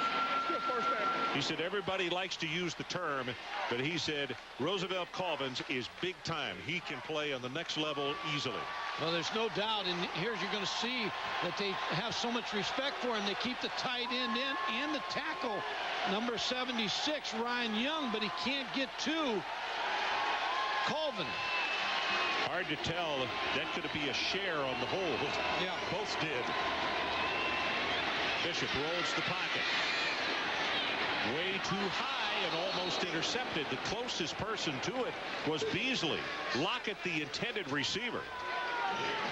Adrian Karsten, what do you have for us? Ron, Roosevelt Colvin is playing 20 pounds heavier than he was a year ago today. He said, first of all, that has helped him stop the run. Secondly, in his pass rush, and remember now, he is playing with that sprained left shoulder, which is a huge disadvantage against the double team from the right side of that defensive line. Give me a little secret on how to beat the double team. He lowers that inside shoulder, Ron, and against a big man like Ryan Young, he can't get as low as Roosevelt does. That's his advantage now. Well, remember, you see him holding up the hands. A holding in the end zone would be a safety. I don't know if that's what he's signaling or not. Quick shovel pass back into the middle. Good heavens, what a hit on David Allen. Oh my goodness. Willie Burroughs came up and just picked him up and slammed him to the artificial turf. Just watching Kansas State, they're walking around, they're walking in the huddle. Offensively, they just seem to be confused a little bit right now. You know, Ron, when you go in your dream, your bubble gets bursted sometimes. It's a hard way down. Bill Snyder explained it best. When your investment is so strong, the pain is great. Bishop, and he is going to be sacked by Colvin again. I mean, number 59 has done everything, every place of this football field tonight. Oh, what a game he is enjoying. Bill Snyder looking on, and he can't believe it. Again, they keep the tight end just to brush block him, and then Ryan Young picks him up. But good effort to get to Michael Bishop. Vinny Sutherland is back deep. Garcia waits for the punt, and Purdue stands an opportunity to have excellent field position. You see the time. Clock runs with 6 minutes and 50 seconds left until halftime. Great high coverage kick. Good gracious, all the way back to the 33-yard line. And he's down, tackled after a 5-yard return. Sean Austin got down 57 yards in the kick and 4 on the return. Now Purdue with good field position again. But you thought they'd have the ball at the 50-yard line, not anticipating a 57-yard boomer. Drew Brees. Interesting that 50 of his teammates who didn't have family coming gave him their tickets so that he could bring in more friends to come over to San Antonio from Austin.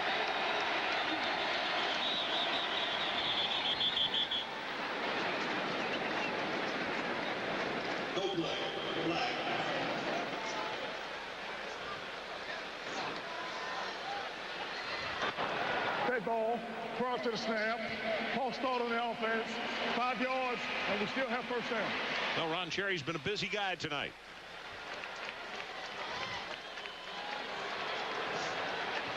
Joe Tiller's team on their last possession came up with another answer to make this ball game a 17-7 Purdue lead. But again, a mental error here, and they play with a first down and 15.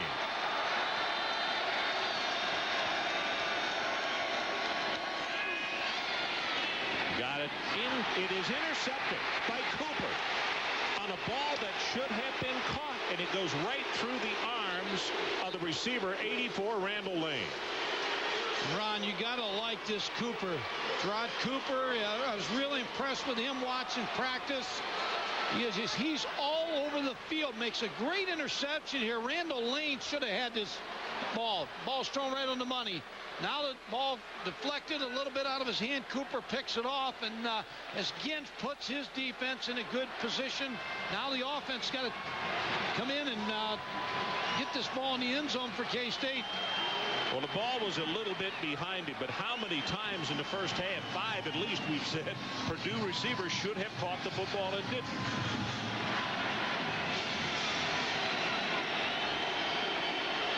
Allen, the tailback, he gets the pitch off the option, and Purdue covers it nicely. He still breaks a tackle, and he's still free. Finally, John Reeves knocks him out of bounds, and that is the play of the night so far. Well, David Allen said, you know, when he's returning punts, I'll make something happen. Now they put him in a tailback, and you're talking about a great run right here by number 32, the sophomore, 5'9". He gets hit.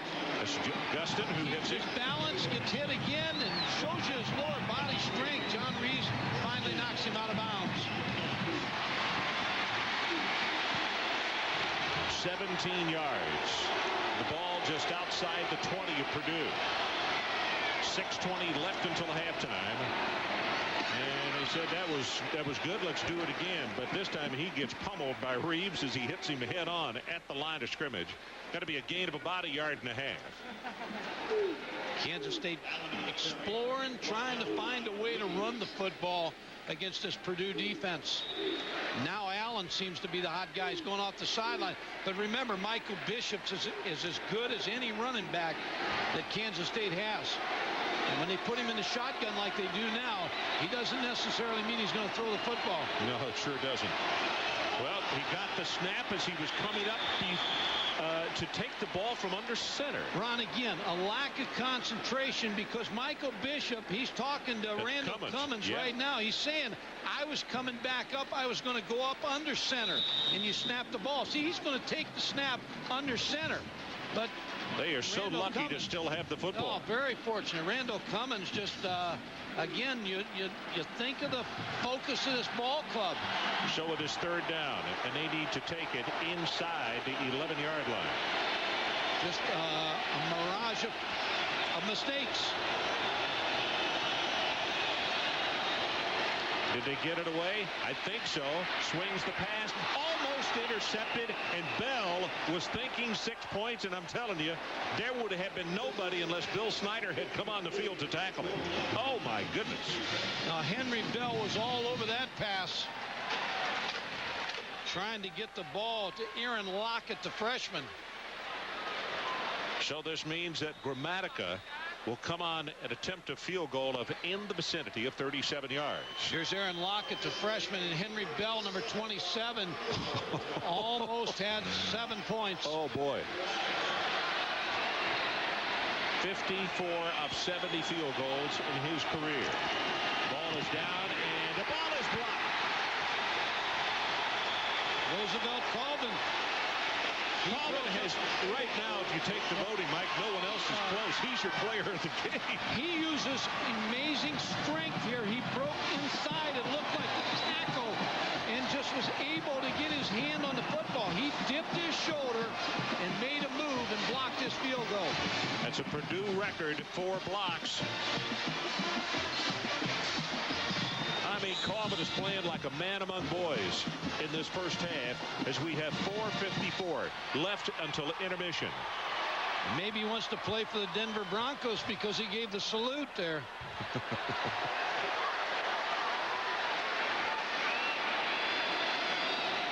Crabtree is the setback. Brees lofts it.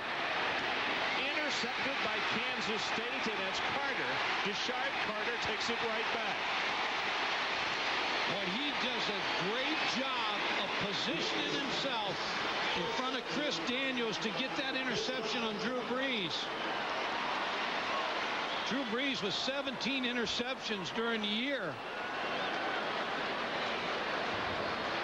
Tries to loft this ball to Chris Daniels, but you see Deshaun Carter just step in front, make that interception, and give his offensive team good field position. And all you can say there, if you're receivers coach, you got to be more physical. You can't let the ball be taken away from you like that. Yeah, just a nice job by the secondary player, Carter.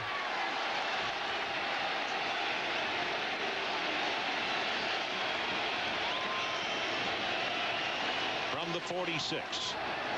Bishop drills it. Complete. McDonald, did he make the catch?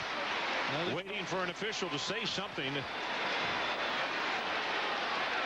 There's no official around. Now they're saying incomplete. That took as long as the impeachment hearings.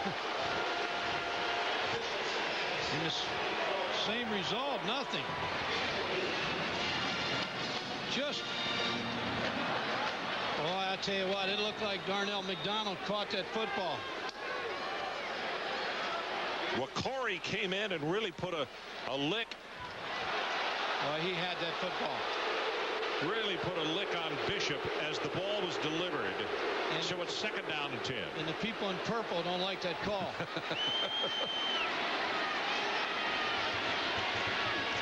Quarterback draw. Tries to get it outside.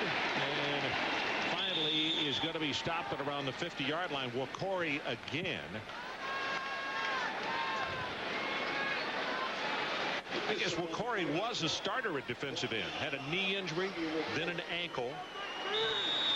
He's a great-looking specimen. We saw him on the sideline the other day as the trainers were wrapping his hands before the Sunday workout. Yeah, and you looked over at him and you pronounced his name, and he pronounced it right back to you to make sure you had it right. Chucky Wakore. 0 for 5 and 3rd down conversions. Bishop's pass got this one complete. Tackle is broken by McDonald, and he will have the Wildcat first down. Now that's an excellent effort that you expect out of your leading receiver. He topped 100 yards in receptions 5 times this season, but he made a great effort to get that first down. Looked like Wakore made the tackle again. And Michael Bishop patting the football, just doesn't look comfortable. Gets good pressure. Of course, with Roosevelt Colvin on the field, you wouldn't be comfortable. But Darnell McDonald with that football. Well, watch his nice extra effort to get this first down. It was Wakore is the quick pass. And Austin is there to make the hit on McDonald. Right now, the clock continues to run. 3:14, 3:13. 17-7 Purdue surprising K-State right now. And Ron, some bad news that occurred. Ron Chismar, former head coach at Canton McKinley Rice. He was an assistant Temple, Michigan State, died the day after Christmas. He was a very good football coach, but a great guy, and will be missed.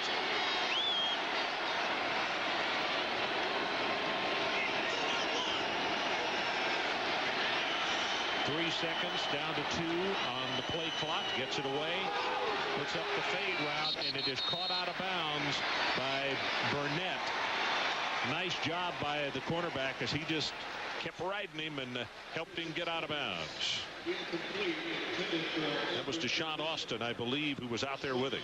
Yeah, Deshaun Austin started the first 7 games and broke his clavicle against Penn State. Just started practicing for this bowl game, so they felt very fortunate to have him back working against Everett Burnett.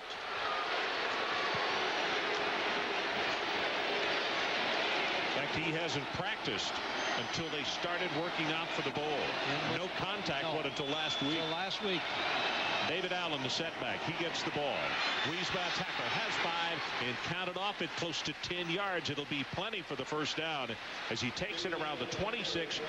Jason Lorzell, a redshirt freshman out of Park Ridge, Illinois, is there to make the tackle. Yeah, and Ron, David Allen's trying to give that spark to get this football team awake and to get them back in this football game.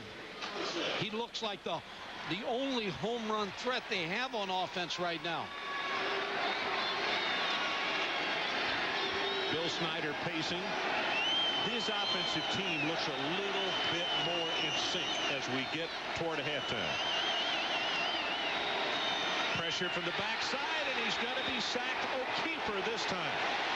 3 times that Bishop has been sacked, and he's looking around saying, hey, I'm not accustomed to being treated this way. Well, Ryan Young has to get off the ball a little bit more because these two defensive ends, O'Keefer and Colvin, I mean, they come roaring up the field, and you can see right now he's got him beat. Ryan Young doesn't get off the ball enough to block O'Keefer. And I don't want to keep harping on it, but again, focus.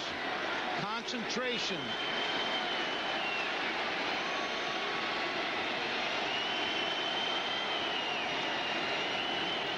Sets deep in the pocket. O'Keefer coming after him again. They pick him up, and Bishop just throws it for the end zone, and it is knocked away by Purdue. Beasley got up and knocked it down. Ron, I'll tell you what was interesting on that play. Brian Goolsby, he's had enough. He says, I've had enough you ends hitting my quarterback. He took a shot at Cheeky O'Keefer and blocked him just so that Micah Bishop could get that football off. Here's a big-time blocking fullback. He's 6'2", 250 pounds. Here's number 54, O'Keefer, and there's the block. And look at it. O'Keefer still comes after him. And here's the coverage on Justin Swift. So it's 3rd down. They need to take it all the way to the 16.5-yard line. 17-7. Purdue leads it. 1:17 to play until halftime. Bishop still padding. Here comes the pressure. Again, it's Wakari, gets it away, throws for the end zone, and it is intercepted by Purdue, and that's Beasley. Ron, he had Brian Goolsby in the middle of the football field, wide open, asking for the football, and he just didn't deliver to him. He threw into coverage, a big mistake. He came into this game with only 4 interceptions, and he has not played the way you would expect to see Michael Bishop. Michael Bishop with a lot of time here. His offensive line gives him a lot of time.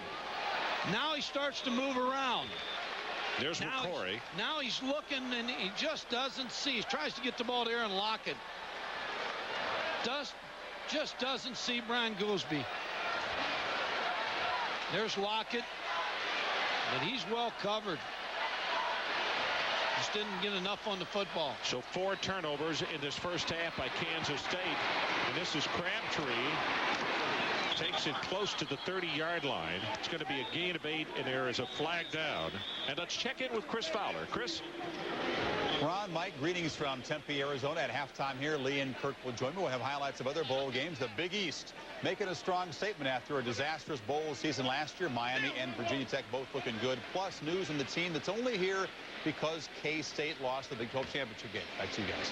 Okay, Chris. Interesting, speaking of the Big East, Syracuse taking on Florida down in the Orange Bowl later. Steve Spurrier suspended 2 of his starters on defense because they broke team rules.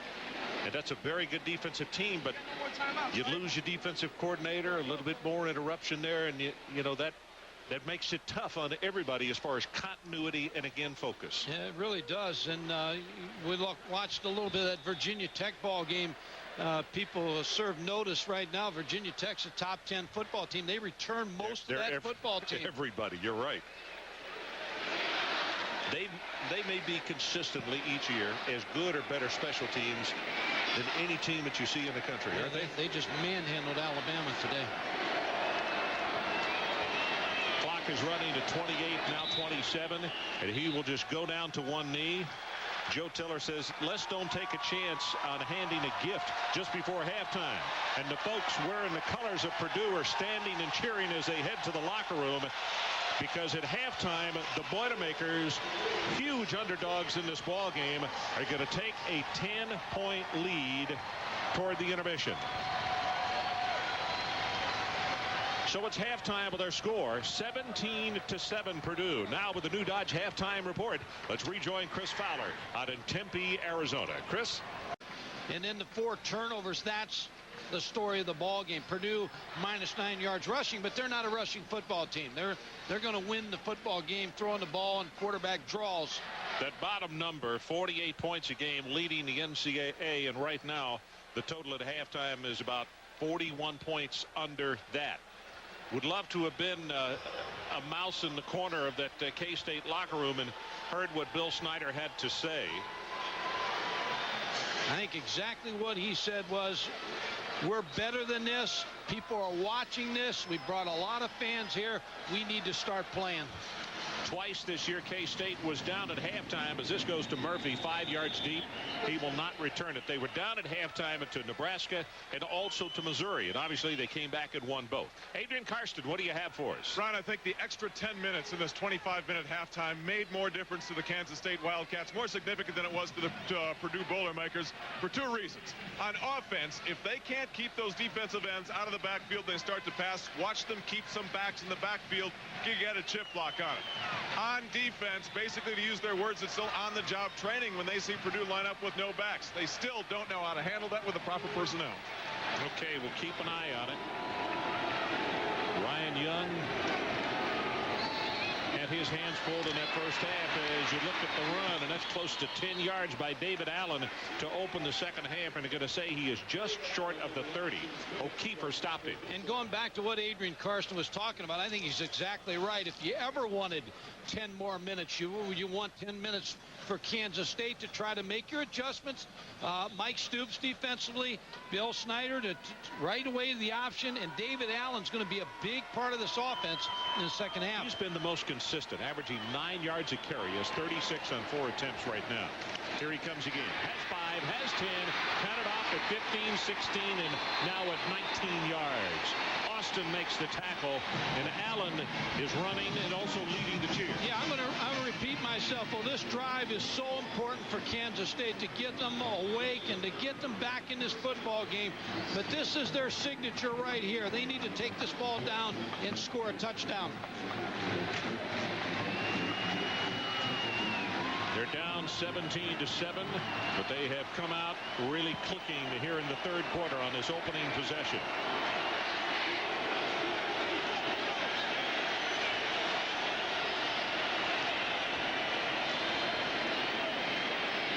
Pressure, and he's just going to throw this one away. One of our parab operators being helped up there. That's the microphone that's held on the sideline so you can hear the natural sound, and you heard the natural sound as the young man who hopefully is okay got up. Colvin is the man who was putting on the pressure, and he's being asked again, and thank goodness he's all right. It's going to be on Purdue.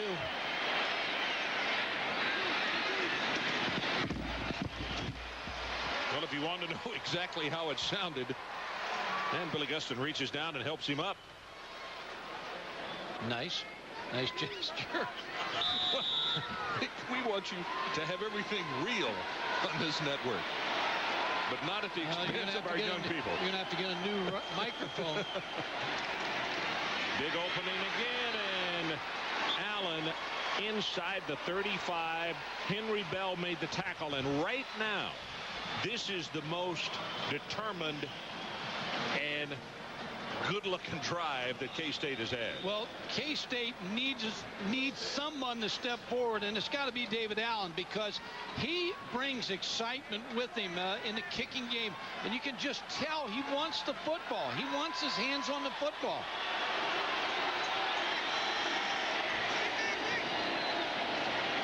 Got it again, and this time nothing doing. Lorzell. Jason Lorzell, the redshirt freshman, comes over to make the hit on him, and there is another flag down.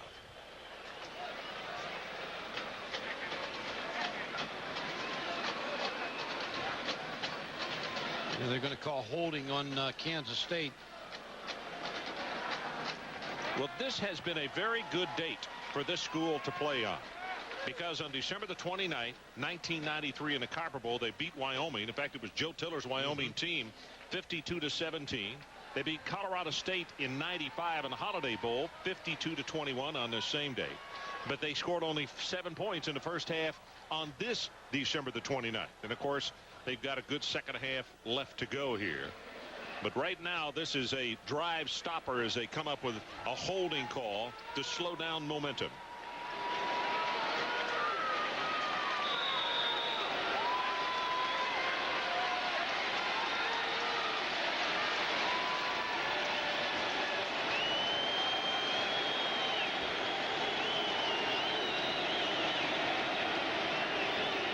First down and 20. Bishop rolls the pocket.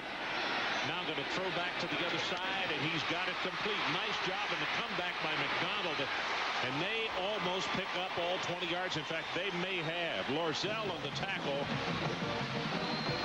Nice little adjustment, Ron, because what they did on this play is they rolled Michael Bishop to the right a little bit, away from Roosevelt Colvin. So they get him away from the defensive end that's giving him the most problems. Darnell McDonald gets the defensive back. Deshaun Austin turned all around, close to the first down. On the job Bill Snyder has done at Kansas State is something short of miraculous. Since he's come to this program, they averaged 13,000 fans at Kansas State when he first arrived. They have 25,000 here tonight, and you can see the records. And he had a nice quote. He said, Kansas State didn't always have the wrong coaches here.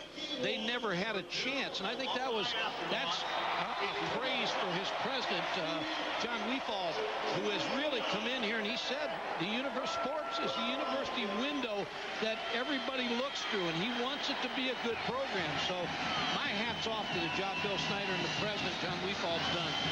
It was a first down, and with the running play, O'Keefer, again, one of those defensive ends, steps up and bites this offense of Kansas State. David Allen will have nothing. In fact, he may have lost a half yard or a yard on the play. Well, we were told by this gentleman right here, Brock Spack, yesterday, that the two defensive ends were the two guys that they liked the matchups if they could get them one-on-one. And boy, when they've had them one-on-one, Mike, he has been right on it. They've tried to block Roosevelt Colvin with two and haven't been able to. Bishop on the pitch.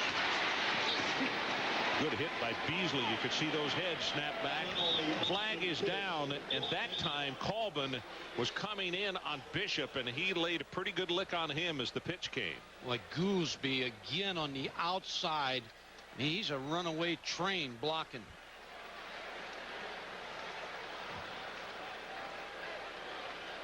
Chop. Blocked below the knees. A wide receiver probably coming in from the outside.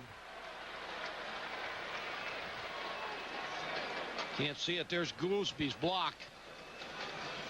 And again, Kansas State continually hurting themselves with penalties.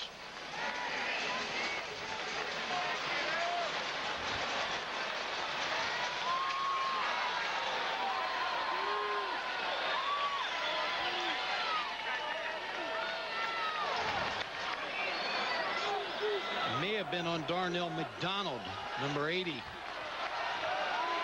Eric Hickson comes back into the lineup at tailback. Second down, they got to take it all the way to the 14-yard line. Bishop under pressure. Now he's going to run it. In the open field is tackled by one leg by John Reeves. Roosevelt Colvin again putting backside pressure on the quarterback. But Ron Hudson and Mark Mangino, the offensive coordinators, are going to roll away from Roosevelt Colvin. So they're going to make him come a long way to try to make the play on Michael Bishop. But you talk about a nice tackle. John Reeves with a nice tackle. Not often that you can make a stop one-on-one on a guy like Bishop in the open field. And John Reeves is a former quarterback, started 5 games in 1996 for Purdue, threw 6 touchdown passes. Third down. And as we mentioned, they got to take it to the 13.5-yard line to get the first down. From the shotgun, Bishop, they roll the pocket back to the open side and throws it complete. Good heavens, what a hit on Lockett. The ball came loose, but I think he was down, and again there's a flag, and it's way back at the line of scrimmage. And this is a late flag. They really blocked Roosevelt Colvin here. They ran the dash, an eligible receiver downfield for Kansas State.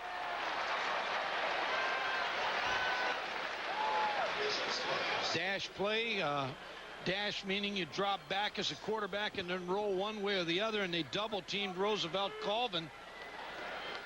Watch how they get him pinned right here. So now Michael Bishop's going to get outside of him and see if we can see the lineman downfield.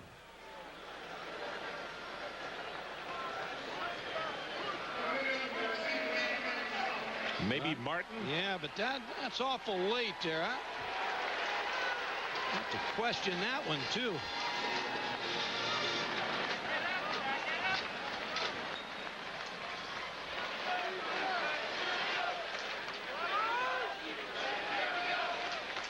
Another.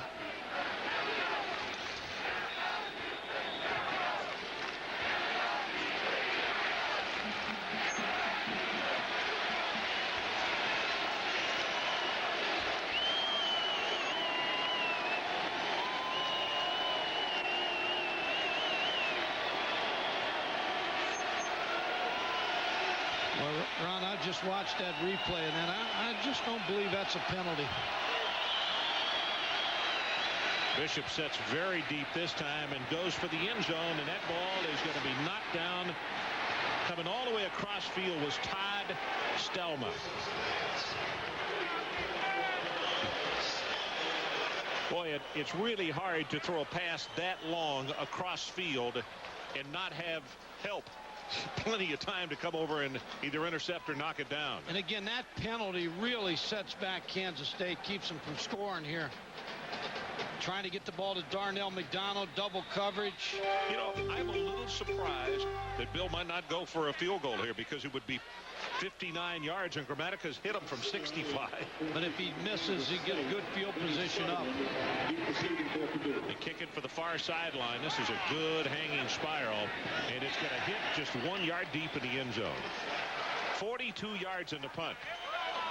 So we'll take a break. 9:58 left in the third, and the Purdue Boilermakers holding on to a 10.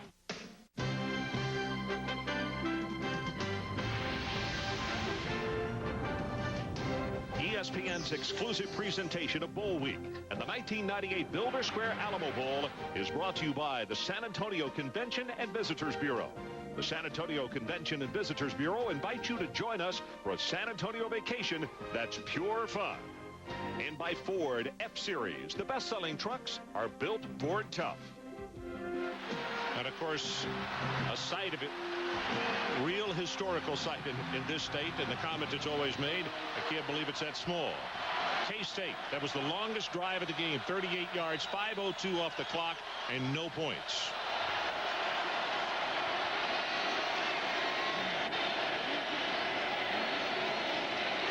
The safety blitz, and they throw the play that should work against him, and he couldn't get it back inside as Sutherland made the reception. And with that safety gone, Mike, they might have broken that one for a very long play. Well, what the formation was 3 receivers close together, which called a bunch set, and then Vinny Sutherland came in motion, Drew Brees just raised up through the quick screen. You can see all the receivers so close together, and now they all become blockers. Sutherland catches the football. Good blocks downfield. Gabe Cox with a good block. If he could have cut the thing back inside, it had a chance of adding some real big yardage. Brees, they want to throw back on the screen, and they do. And Crabtree, there's nothing. Semino, what a nice defensive play as he stays at home and tackles them for a big loss. Made a big play out of Smith Center, Kansas. The linebacker that's led this team in tackles all year was the only member of the Kansas State defense back there in good shape.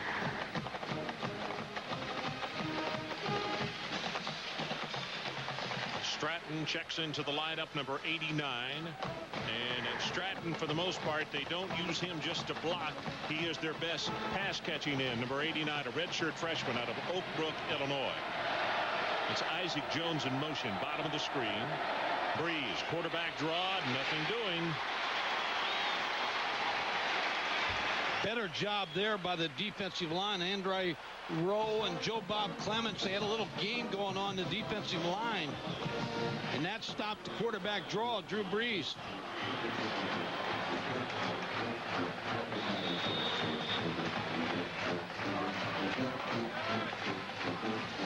17-7 if you just joined us. Clock running at 8 minutes and 35 seconds to play. Third quarter. Purdue, a 2-touchdown and in some quarters more underdog in this ball game, up by 10. Brees, long throw, got it complete, and Daniels will pick up the first down and come out of bounds at the 34. Cooper was there to make the play on him.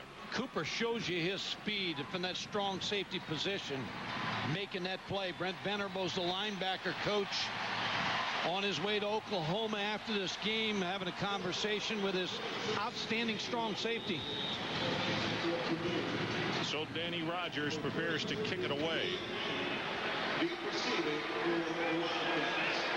David Miller, the nation's leading punt returner, or David Allen, I should say, standing and waiting for the return. High pass over his head. Second one we've had tonight, and K-State had to return on it. He missed it. And K-State will recover it for a touchdown.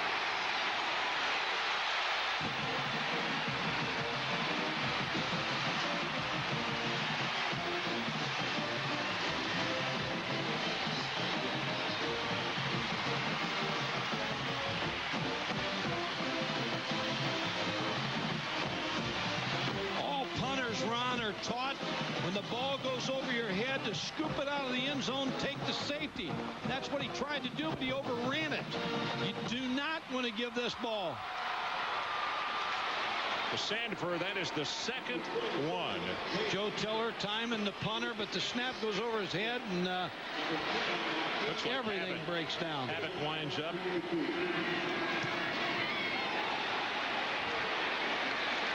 That extra point is no good.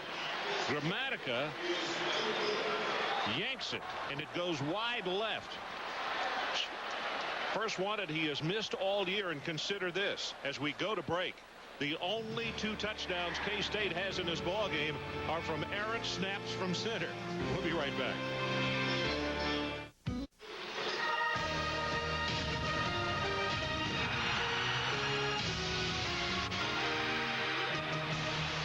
So our new score, the Kansas State Wildcats pulled to within 4 points, 17-13. Jake Havoc, a sophomore out of Oakland, Iowa, who is a special teams specialist, recovers the ball in the end zone, and that's exactly what has happened to Purdue tonight. It has been Havoc as far as the long snap.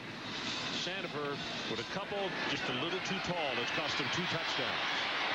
Clopton. Tell you what, this little guy right here makes things happen in a hurry.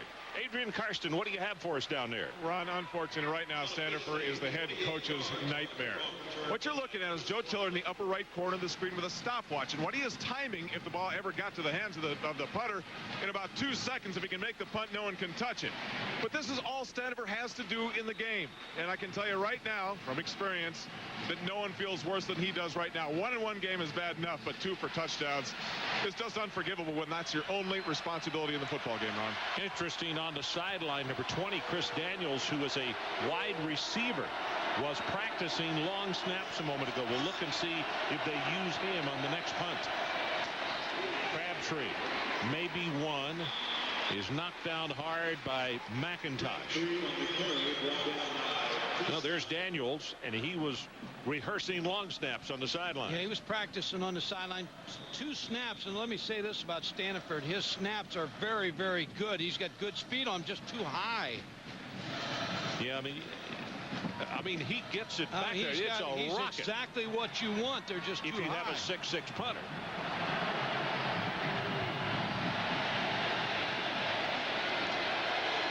Brees got it complete. Close to the 40 is Sutherland. And that appears to be enough for the first down. Depends on which foot came down there. Cooper pushed him out of bounds. That was a very nice throw by Drew Brees to Vinny Sutherland against pretty good coverage. Ball possession offense for Purdue. They go downfield a few times during a ball game, but mostly underneath throws.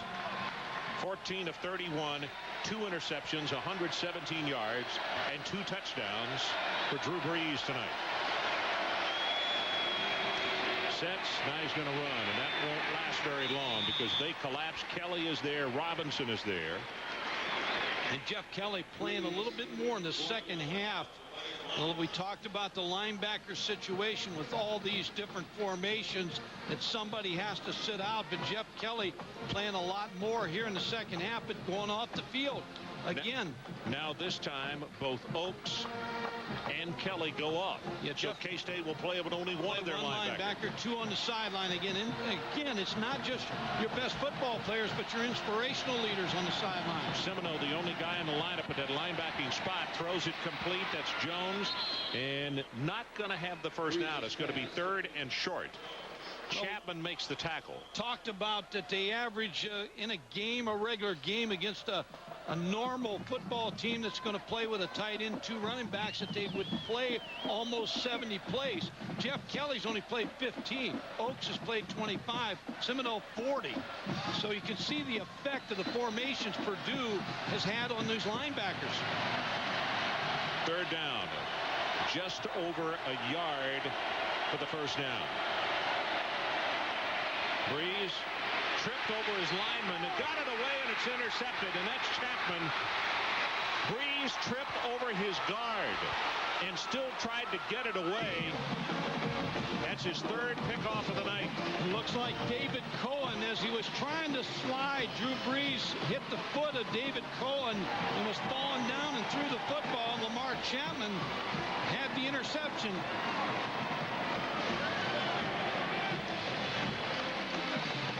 Mike Stoops, view of this play.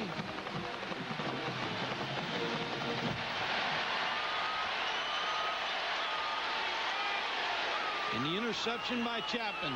David Allen is the tailback. Gouldsby, number 30, the fullback. And they go with the running game. And Allen tries to move the pile, and they push him back after a gain to the 48 of Purdue. O'Keefer grabs him. Drew Brees shakes his head saying yes, and that probably is a yes, sir. I will not try to throw another hero pass like that again, because that right there could be enough to put K-State in front of this ball game. They've got great field position. They're starting to feel a little bit better about themselves offensively. They're starting to run the ball better.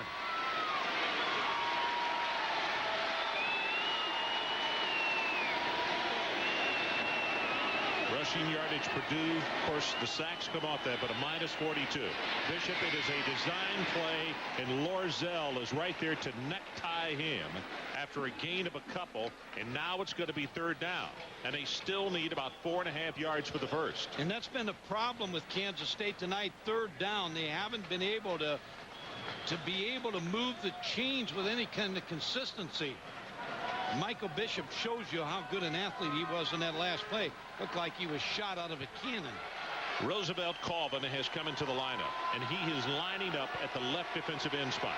Let's see if they go away from Colvin on the field. There he comes, and Colvin will make the sack. Good heavens, they knew he was there. They put a second man there. O'Keefer helped out, but it's Colvin who gets the sack. He has been unbelievable. He has played very well on both sides, but that error is Michael Bishop's. He had time to get the ball off, but good coverage. Here is Colvin beating the block again, putting pressure on Michael Bishop. Thomas Barnett having trouble blocking him. Brought the ball down, and the sack for Roosevelt Colvin. So Garcia, who has been far busier tonight than he normally is, stands back to punt. Vinny Sutherland, the deep man for Purdue. 5 punts for the Wildcats so far this evening. Off the side of his foot. Fair catch is called for, and Sutherland makes it. A jumping catch at the 19. So there's a break in the action, and we'll take it with them. 3:30 remaining, third quarter. 17-13, Purdue.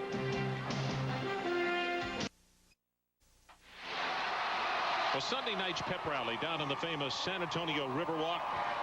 Fun town, and if you've never been down there, they always find something to cheer about. If you're wondering about K-State's level of enthusiasm about being at the Alamo Bowl, where their fans turned out in great numbers as always, the band and team were there, and the boat arrived as Michael Bishop thanked one and all for their loyal support. And I'm telling you, as you walk around this city this week, there is a lot of that color in every direction, and it comes in all shapes and sizes. Got all 3 linebackers on the field now for Kansas State. 1st and 10. Brees steps up. Got it complete at the 28. He's being pushed back. Going to be interested to see. Now, they're going to spot Daniels down at the 26. I thought he got hit at the 28. Well, he did. He got hit by Lamar Chapman and knocked back a couple yards. He gave him a bad spot there. Yeah, he did not get credit for forward progress there. And with their lack of running game, because of only having a 1-back or no-back set, they got to do a throw-in. I think Joe Tiller's wondering the same thing we're wondering about why the ball is spotted where it is. Seminole out of the ball game. Now the 2 linebackers remain, with the extra DB coming in. Under 3 minutes to play, third quarter.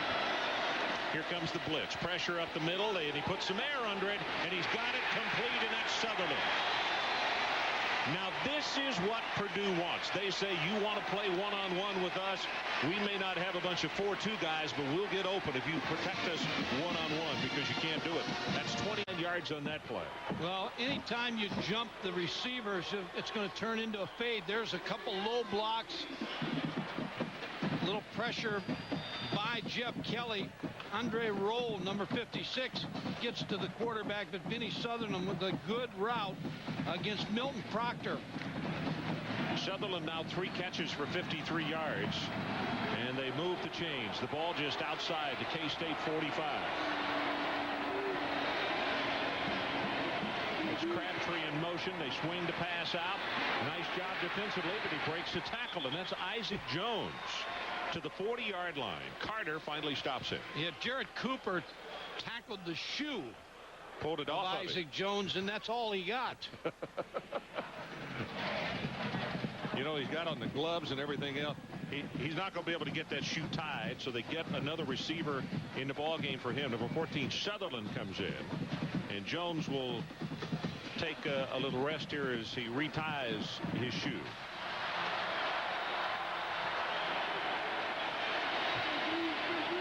the shift now that they shift Vinny Sutherland out and got him against the linebacker. They got exactly what they want with him. And that's who he's looking at. And the ball is tipped and knocked out at the line of scrimmage. McIntosh with his third knocked out of the pass. And Mike Gottfried, you're right. They had him on a slant, one-on-one, and he was open. Well, anytime you get a linebacker against Vinny Sutherland, now usually they'll put the tailback in the backfield. But all of a sudden now they make a little adjustment and put Vinny Sutherland back at the tailback position and then shift him out. Here it is right here. Vinny Sutherland's already out against the linebacker. And they're trying to get him the football. He was open, but McIntosh batted it down. Third down, and they need to take it to the 35 of Kansas State. Brees got his pass off incomplete at the 34-yard line. Isaac Jones.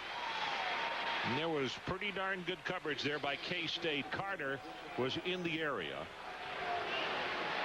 Yeah, Deshaun Carter's had a nice ball game. He's been matched up a lot against Isaac Jones. And it is going to be Chris Daniels, the wide receiver who is 6'3", 202 pounds, a junior out of Clearwater, Florida, who is coming over the football to make the snap.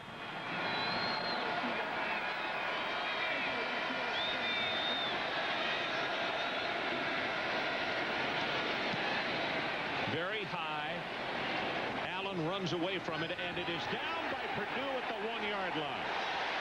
Vinny Sutherland, he's making the most of his effort tonight. Well, those wide receivers are being accounted for. They snap it, and they touch it dead. ESPN Bowl Week continues tomorrow night with the 1998 Culligan Holiday Bowl. 9th-ranked Arizona Wildcats take on the 16th-ranked Nebraska Cornhuskers live from San Diego at 8 Eastern. Coverage begins at 7:30 with bowl game night live on location from Tempe, Arizona. Ron Franklin, Mike Gottfried, and Adrian Karsten coming to you from a very noisy Alamo Dome in San Antonio. This is a good move right here by Joe Tiller to rest Roosevelt Colvin. A lot of times you'll bring your backup defensive lineman in when you've got the other team down the field inside the 20-25-yard line. Give them a little bit of a rest. This is the worst starting position by K-State tonight.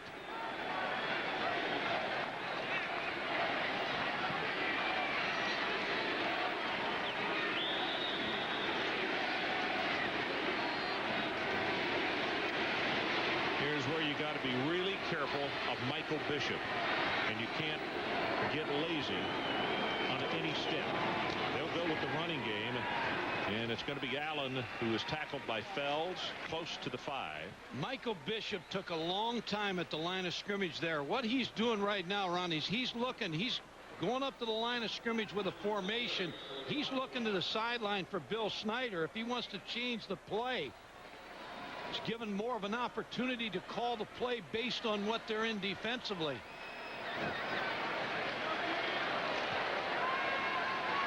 Well, David Allen is out. Only the fullback Gouldsby is there, and Brees, number 87, comes in at wide receiver. Ball is fumbled. It's in the end zone. Touchdown, David Nugget. Nugent. David Nugent with the touchdown.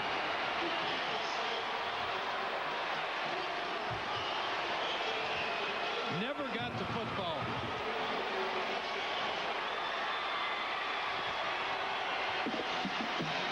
David Nugent, a junior from Collierville, Tennessee, just outside of Memphis, makes the recovery. And Mike Gottfried's right. Brian Gouldsby, who doesn't carry that often, just never got connection from Bishop.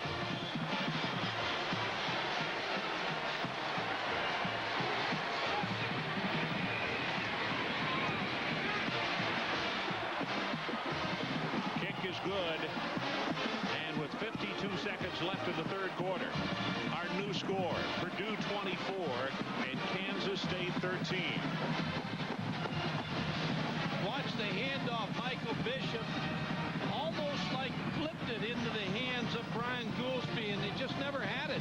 Mike, he also was looking at Wakori. I mean, Wakori was almost there to take the handoff for him. Yeah, number 49, Chucky Wakori, was right in the backfield. And you can see the frustration of Bill Snyder on the sideline. Bill's only given away one tonight. He's got one more to give because Purdue's given two away. So Nugent makes the recovery, and of course that's the dream of any lineman, to recover for a touchdown. And David scores for Purdue and puts his team back up now by 11 points with that miss of the extra point by Gramatica. There's a good look at David.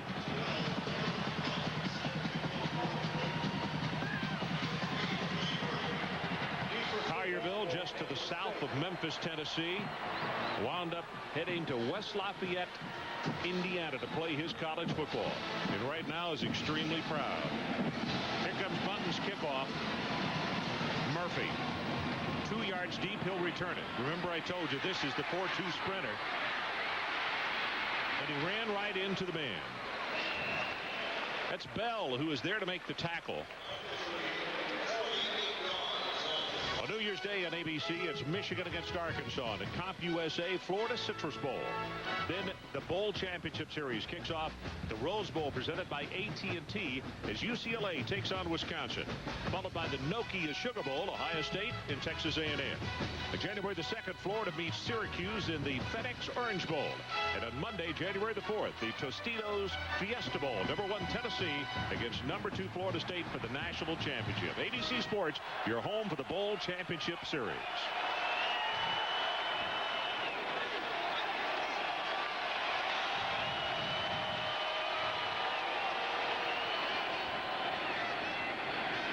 Bishop's pass.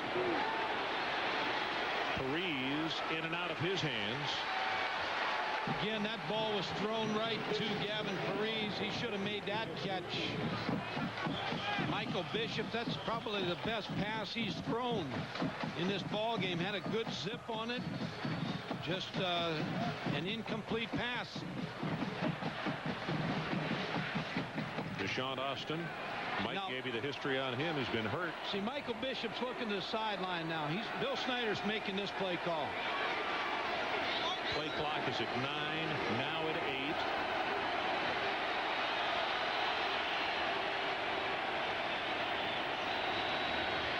Sets deep, and the ball is tipped at the line of scrimmage, and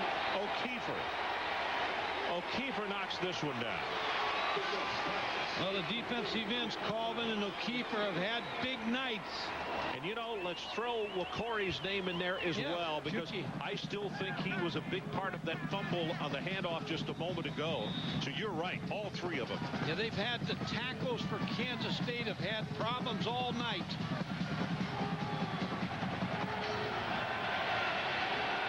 By the way, K-State losing those 3 fumbles tonight. That is an Alamo Bowl record. Bishop's pass intercepted, and it's Gustin again. His second pickoff of the night. First and goal, Purdue.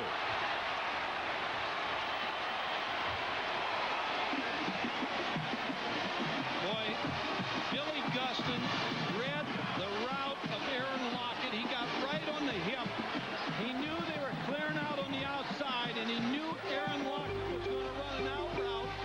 And Billy Gustin got right in front of the throw, as he did in the first half on an interception. He really jumped on both of them, didn't he, Mike? He sat right on this route. Watch, he knows right now that Lockett's going to break outside. He's going to break underneath him. He knows the clear out is on the outside. Just a heady play by the senior defensive back. I said first and goal. They've spotted it just outside the 10.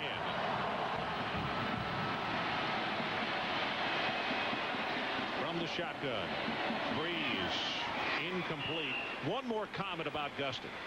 You have to think when you see plays made like that, that is a young man who has to have been in the video room watching tendencies and watching receivers and watching quarterbacks. Well, he's had 2 interceptions tonight. He came into the game with 2 interceptions. He came out of Georgia Military Academy. He studies film, and he knows routes. He read the route on both plays that he intercepted the football.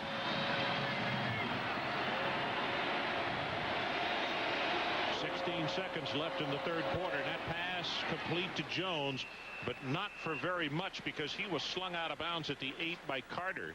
And now it's third down. Joe Tiller doesn't want to come away with just 3 points on this one. No, but that's Kansas State's hope right now. Their defense has to rise to the occasion. Now, Daniels has been effective for Purdue down in this area. Jones now with 8 catches. That is an Alamo Bowl record. Third down. They need to take it just inside the 1.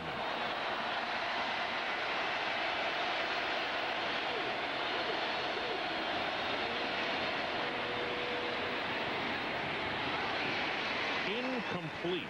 Stratton, the tight end, was the guy he was looking for. And this is what Kansas State needed at this time. They had to force the field goal. Good defensive play.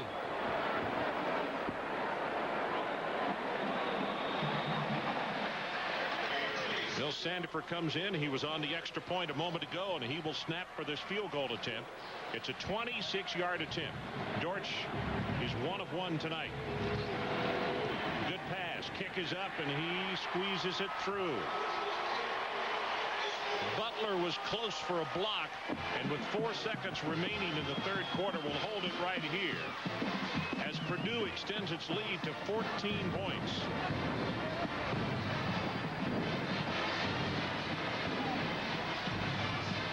Again, we talked early about the focus of Kansas State. Ron, they should have been in the Bowl Alliance. There's no doubt about it. They're not playing well tonight. This is a football team that went through the entire season, beat Nebraska, only had 1 loss. They should not have been passed up for the Bowl Alliance. They were. They fell all the way to the Alamo Bowl. Bill Snyder said the Alamo Bowl is our ally. They wanted us. But this ball club just is not in this football game tonight. I'm not taking anything away from Purdue. This is not the Kansas State team I watched all year. Bowl championship series, of course, is what Michael is addressing, and it was strange the way this whole thing has come about. But the situation right now, 4 seconds remaining in the third quarter, 27-13, and Bunton to kick off again. And you have to understand, every time you kick it, if you can't get it in the end zone, you're playing with fire because of that number 3 back there. But this one's far enough. I don't think he'll return it. Well, he's going to. From 5 yards deep in the end zone, runs into his own man, and still takes it out to the 36-yard line. That's 41 yards on the return if you count the 5 from in the end zone. He is just dying to break one. That is the end of the third quarter. And as we head to the final 15 minutes, Roosevelt Colvin, Chiki O'Keefer, and Chuki Wakori have had a big part in this ball game. Well, the Boilermakers are wishing they could put that clock on fast forward and just get it going and head back to West Lafayette. We'll give you the 3 quarters statistics in just a moment as they go with a running play. That's Hickson, and he pushes the pile forward for about 3 yards. Through 3 quarters, Mike, what do you get from these numbers? Well, the fact that Kansas State can't muster any offense and the 6 turnovers. Obviously, Purdue with 4, but the Kansas State turnovers have just killed their effort. 60,780 in attendance tonight. That's the 2nd largest in Alamo Bowl history. 4th largest for football in the Alamo Dome.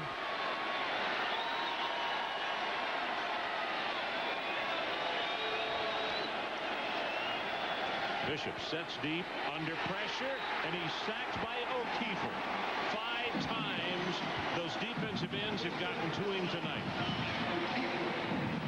I think this is Michael Bishop's fault over here. O'Keefer's being blocked.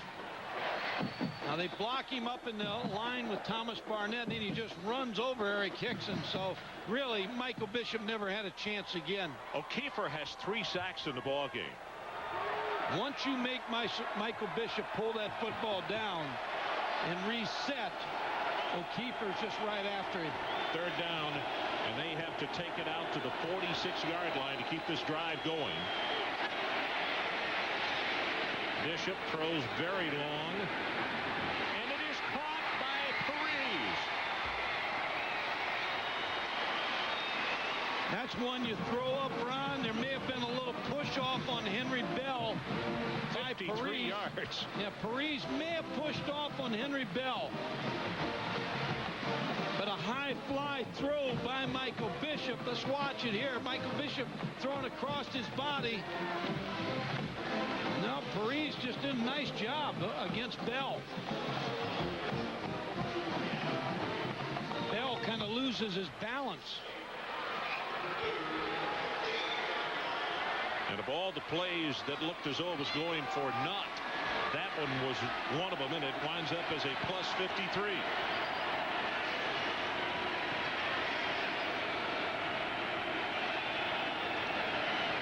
Quarterback draw. And Bishop goes down hard just inside the 10. That's Felds combining with Lorzell on the tackle for Purdue. Michael Bishop running the quarterback draw, just follows the blocking of Brian Goolsby.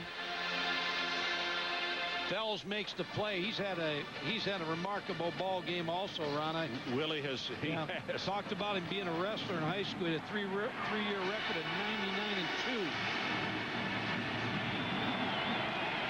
David Allen at left guard, and then he disappears. He takes a pretty good hit by Reeves and also Woody Felds again. Their inability to run the football tonight, Kansas State has not been able to muster any kind of attack inside to cause Purdue any kind of problems.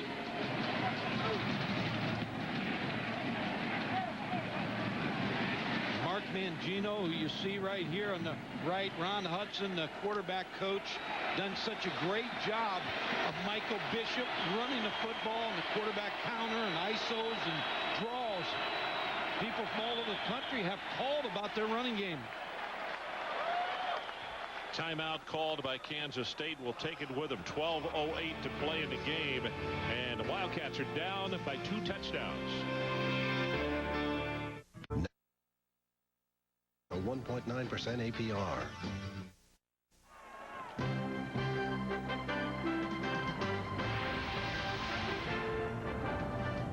ESPN's exclusive presentation of Bowl Week and the 1998 Builder Square Alamo Bowl is presented by HQ.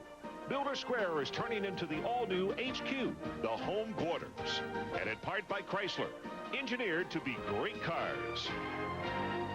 We are back. You see the clock, 12:08 remaining in the ball game, and it's third down Kansas State. And they need to take it to the 5.5-yard line to move the sticks. Bishop in the option play gets a block at the 5, and they will have the first down as David Allen gets belted out of bounds by John Reeves. And the speed option, and Michael Bishop takes it right to the defensive end, kicks it out. But Brian Goolsby again with another nice block that sets up this first down. Watch number 30 come out of the backfield and make this block for David Allen. The play clears for the Kansas State. Henry Bell. First and goal, Wildcats. 12 for 80 yards for David Allen tonight.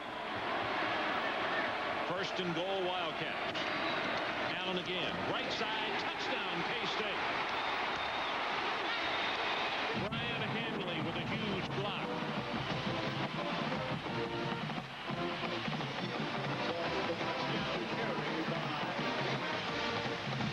And that is the first offensive touchdown in this ball game that K-State has taken the offense and driven it down the field without taking it over at the 6-inch line or recovering a fumble in the end zone by the defense or special teams. Gramatica to attempt the extra point. Missed his first of the year on that last touchdown. Gets a good pass and knocks this one home. So there's a timeout. 11:59 left in our ball game. It's a 7-point Purdue lead.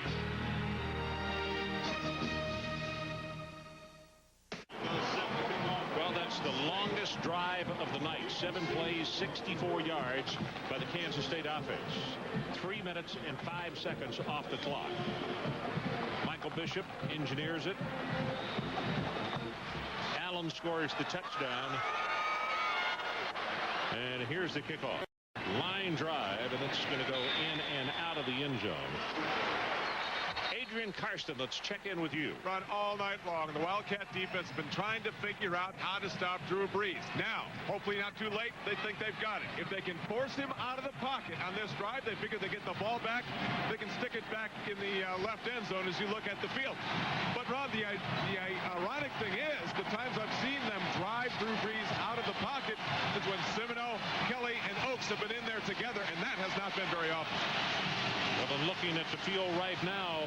Adrian Semino and Jeff Kelly just went to the sideline. Oaks is the only linebacker on the field.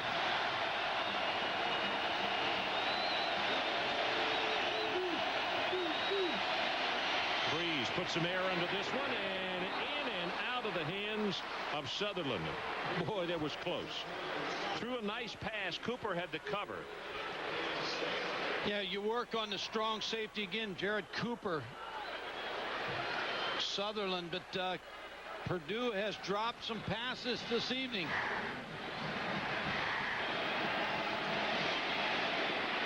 As this game's moved along, Drew Brees has hit his receivers, and the ball has not been able to be brought in.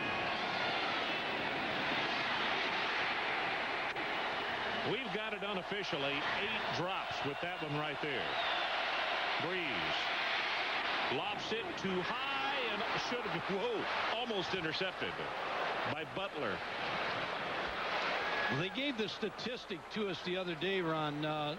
Of the 17 interceptions in the regular season, 9 were deflections, 1 by the defense, 7 by their own receivers, which we've seen tonight, and 1 by the turf that should have been an incompletion. And that Wisconsin game. Yeah, so they said, you take away those 9 interceptions or 9 deflections, he would have had 8 interceptions for the year and 516 attempts. Third down. They are 2 of 13. They have missed their last 6 third-down conversions. Brees puts air into this one. Got Jones open, and he dropped the football. I don't believe this. This young man might have scored. Good heavens. Well, make it 9. Beg your pardon. Make it 9 drops now. Gabe Cox with a sure big play from Drew Brees. My apologies to Isaac Jones. It was Gabe Cox. Well, this ball was thrown perfectly by Drew Brees. Gabe Cox just couldn't bring it in. Took his eyes off of it. He scores, Mike. So again, Chris Daniels to handle the long snap as Danny Rogers prepares to punt. They're coming after him, and he gets it away. Good driving spiral. Flag is down as they rough the kicker. And Allen will be tackled at the 45. Now let's see if it's roughing or running into. 49 yards in the punt, 14 on the return. 5 yards running into the kicker. And I think Kansas State will take this field position. Purdue gets the choice. I'm sorry. And I think they'll kick it again. And Brandon Clark ran into him. Going to run over and tell Joe Tiller, but good field position right now as it sits. Got to kick it again.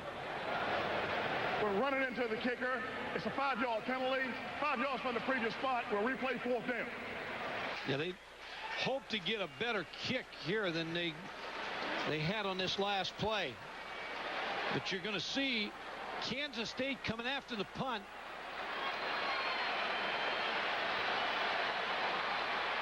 And they couldn't catch the number. There's so many of them. Well, it's 45. Brandon Clark, as we said. He is the man who took his legs out from under him, I believe. 11 penalties, 91 yards now against Kansas State.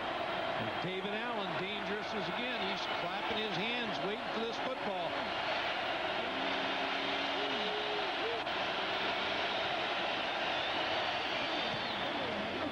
Driving spiral, best kick of the night. Allen retreats to the 22. There's a block in the back and a flag, and Allen may score on this, but they're going to have to call it back. Well, he doesn't. He goes down at the 15, but there was a clear block in the back by K-State at the 30-yard line. It's coming back.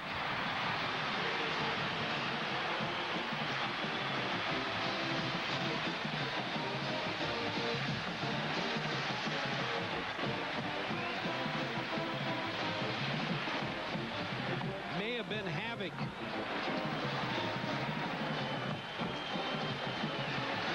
I'll tell you what. The punting game for Purdue tonight has been Havoc. I mean, this has been amazing. Here comes the push right there. Number 38. Yep. Well, there are two, actually. Three of them. Yeah. On the return team. That's a 10-yard penalty. Anyone. First down. See, there's the first one. Here comes the second one right there.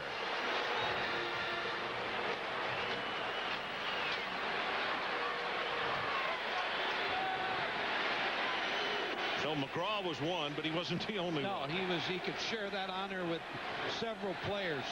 Penalties have just killed Kansas State tonight. Now they are scrimmaging with their back in the corner where the Purdue partisans are, and it is very hard for that offensive unit to hear the signals. Kelly going to run it. Or Bishop, I beg your pardon. Corey will make the tackle on him as he brings it up around the 20-yard line. He had an open receiver. He could have thrown the ball to Darnell McDonald on the quick game, and he was wide open, just tucked it in. And again, you just said it from the start. Concentration has to last 4 quarters, and Kansas State's concentration has not been good. Bishop going to be tackled again. Colvin and Mitrione. Mike, I think they've only played 5 defensive linemen tonight. They played O'Keefer, Wakori, Colvin, Nugent, who scored a touchdown, and Mitrione, who helped out on the tackle there. I can't remember anybody else. No. Can you? And they've played very well. Michael Bishop will attest to that. Nugent, as we said, the lineman's dream. He got a touchdown tonight. O'Keefer, we've got him for 8 solo tackles, 3 sacks on the evening.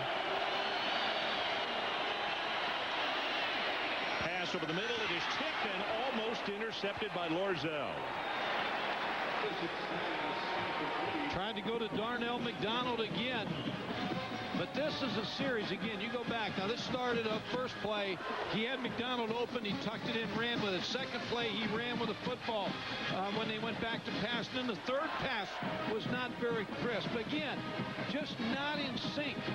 And Michael Bishop has not played very well this evening. 7th punt of the night by James Garcia. As we mentioned, James, another youngster from K-State who's back home to play. Played his high school football down at Victoria on the coast. Deshaun Austin is back deep for Purdue. Good high coverage kick. This is a dandy. Fair catch is signaled for and made at the 37-yard line of Purdue. 43 yards in the kick, nothing on the return. Let's take a break. 9:43 left in our ball game. Purdue by a touchdown. 27-20. Purdue leading Kansas State, just under 10 minutes to play. And Drew Brees is in the Alamo Bowl record book for the number of attempts tonight. He's 19 of 44, but he's thrown 3 interceptions, 168 yards, and 2 touchdowns.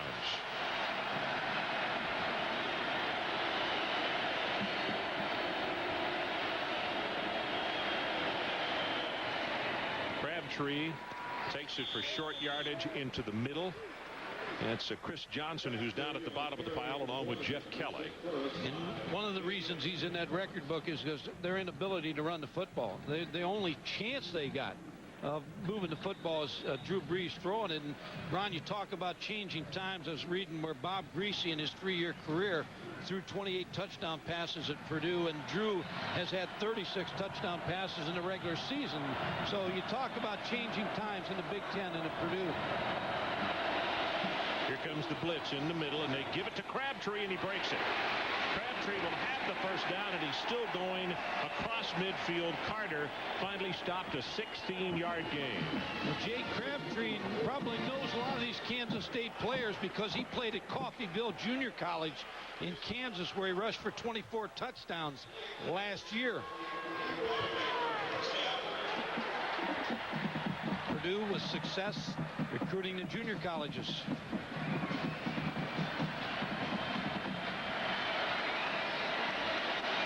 First down, they put the ball at the 47. They keep it on the ground again. Crabtree has 5, has 10, counted off at around 15 yards. Carter will make the tackle, and Coach Stoops, well, again, rocking and reeling in that chair upstairs because he knows that as tough as the offensive output has been tonight, only 1 touchdown, but the offense really, that if they go down by 14 again, it's going to be a big mountain to climb. Yeah, and their offense just isn't playing that well. But when you go to a one-back set, spread people all out over the football field, your run support sometimes can get mistakes. And that's what's happening to Kansas State. They go with the 3rd running play in a row. This could be a Purdue record. Going back to the days of Bob Greasy now. Bob was handing off. Semino makes the tackle. You know, it was interesting in asking Joe, I said, the nicest flattery that you can have is when somebody starts doing what you're doing. How much around the Big Ten have you seen some of your offense beginning to spring up? And he said, here and there. Beginning to see more one-back and no-back stuff, but particularly one-back. Coaches steal a lot of things off that tape. Crabtree, 9 carries, 44 yards now. They fake it to him. Brees gets his pass away, complete. And they will give him forward progress enough for the first down to Isaac Jones. Adrian Karsten, what do you got for us? Ron, this offense we're watching by Purdue tonight is certainly not Big Ten style offense. You know, 45 attempted passes, 46. This is something that Coach Jim Chaney, the offensive coordinator, says, you know, you don't have to have big studs across the front. We've been with this 12 years, and we're still learning. It's an offense born in a high school back in Thousand Oaks, California, for crying out loud. You don't need the big studs. We can finesse a little bit. Sometimes 2 backs, sometimes no backs. They're going to stick with it and keep learning, Ron, and keep being successful. Yep, you're right. At Sherman Oaks, I believe, Adrian, is where that high school started using it with the no backs. But the Oaks was right. It wasn't 1,000. Well, you talk about what Adrian is talking about in both these tackles. Matt Light, Jim Coletto signed him as a tight end, so they moved him to tackle. And Brandon Gore, and the other tackle, played basketball at Muncie Southside in a nationally ranked high school team. So it gives you an idea that their tackles are very athletic to handle speed rushes off the outside. Second down. Brees sets nicely, gets it complete, and stepping out of bounds is Randall Lane. 6:52 left in the ball game. Carter and Proctor were out there on the cover. This whole Kansas State defensive team is going to have nightmares of this Purdue offense. All the formations, all the throws. Well, Bill Snyder said in our meeting, I said, what do they finally do to you? And he said, they just out-formation you to death. Frustrate you. Brees, well, had a receiver running a zig and someone else zagged, and Cooper was the closest man to it. I think Cox was the man that he wanted, and Cox ran like a toward the post. He should have stayed outside. I think Drew Brees misread that pass. Travis Dortch to attempt the field goal, and this one's going to come from 37 yards away from the near hash mark. Travis, a freshman out of Bozeman, Montana, 6'6", 192 pounds, has one from 25 and 26 tonight. Good pass, and this one is right down the Alamo.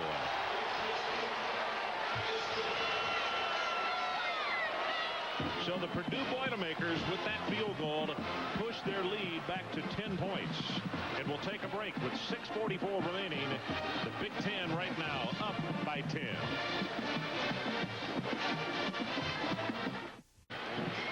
Well, we're back. 6:44 remaining, 30-10 20. Purdue on top. Purdue is a huge underdog in this ball game. And there's the man, Frank Murphy. And he wants the football if he can get it. Let's see if it's returnable. Yep, it is. It's in the field of play from the 4. Tackled inside the 15 by Stelma.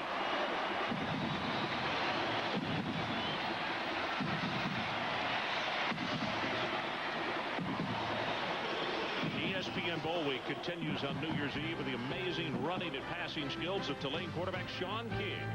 He and the Green Wave try to realize their dream of an undefeated season against the BYU Cougars in the AXA Equitable Liberty Bowl. It's part of a triple header that also features Virginia against Georgia, the Chick-fil-A Peach Bowl from Atlanta, and that's followed by the Sanford Independence Bowl, Ole Miss, and Texas Tech. First down from the 13-yard line. Bishop, deep retreat, pumps it, going long, got a man open, and McDonald makes the catch. Flag goes down, but he will score it easily from 87 yards. Let's call it 88 yards. Billy Gustin tried to run into him to get the pass interference, but Darnell McDonald with good concentration brought that pass in for the score. And just like that, Kansas State back in this ball game.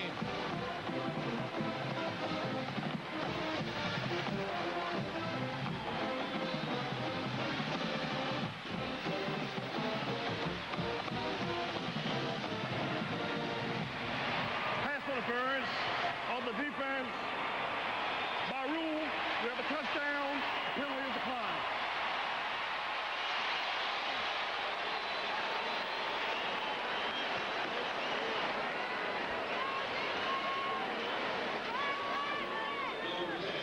Boy, good concentration by McDonald, Ron, as he made that catch.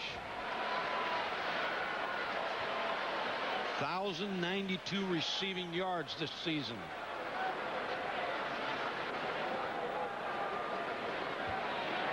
Gramatica to attempt the extra point and try to make it a 3-point ball game again with 6:23 remaining.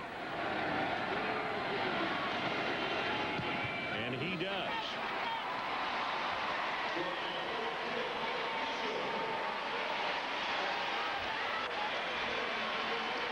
Busting coverage by Purdue in the secondary because Darnell McDonald is going to come down the field and there's nobody going to pick him up.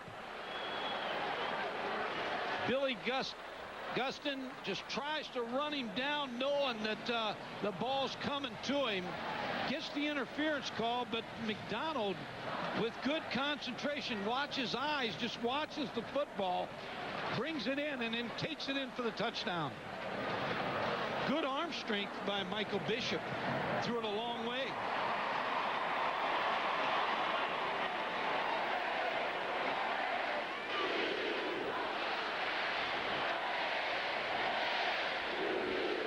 And Gustin disgusted with himself. It's one of those things where with the college rule, heck, if he is known, just go ahead and tackle him. Yeah, I'm not sure whether he was supposed to be over the top or someone, the corner, sat down on the play. Henry Bell, it may have been Henry Bell supposed to continue with the wide receiver Darnell McDonald.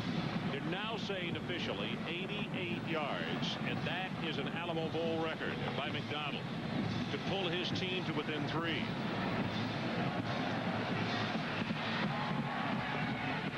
Clopton 2 yards deep, and he'll go down on one knee.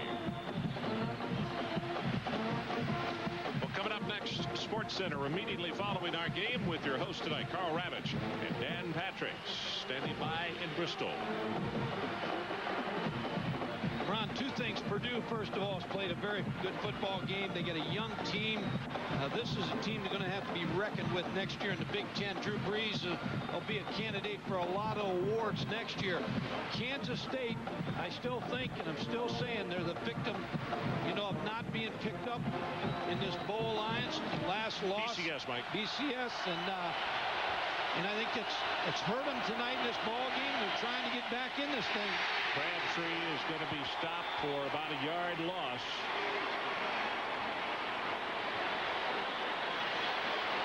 Snyder came over from his cornerback position, one of the first men there.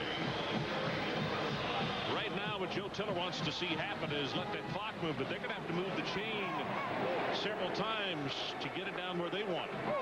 Yeah, without a doubt now, Purdue needs a couple first downs. 5:48 left to go in this ball game.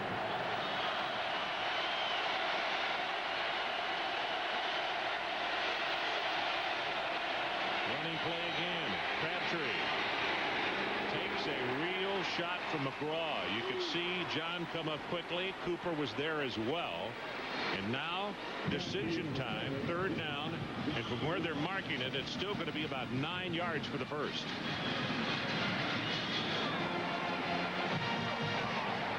As you look at this play, Purdue will try to find a matchup where they like it the best, and they tried unsuccessfully to go against Cooper tonight, number 40. They're 2 of 15 on third down conversions, and they've missed their last 8.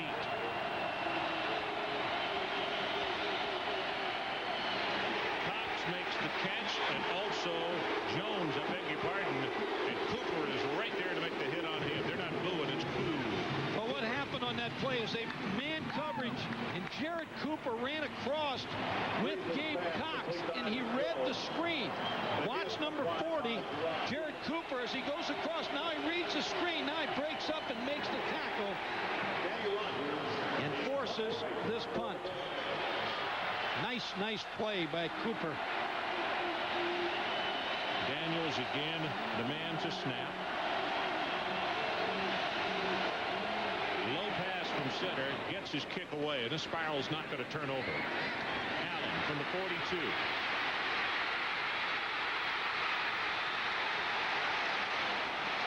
That's the reason he leads the nation in kick returns.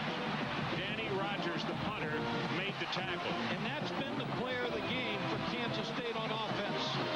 He has brought some excitement with him tonight. 35 yards in the kick and 32 on the return. He just bursts here. I mean, he just shows you his speed, flat out cutting ability, and working up the football field.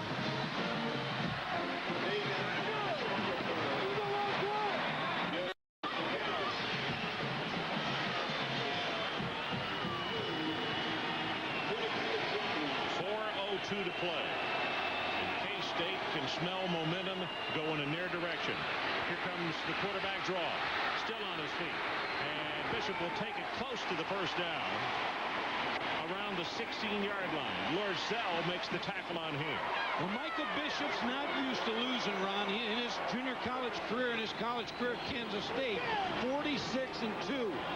Pretty good odds for your quarterback.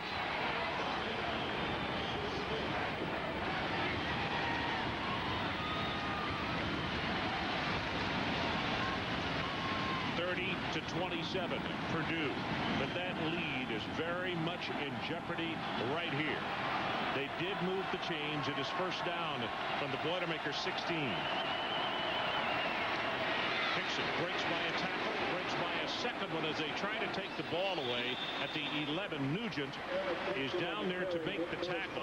You thought that he was going to be dropped at the line of scrimmage. He gains 5. Well, John Reeves got in the backfield along with another player for Purdue, but they just couldn't bring him down. As they're playing for the hardware now.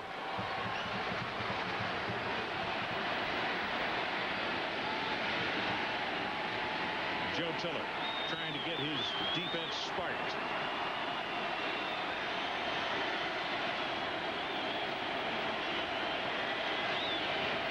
Bishop, quarterback draw again.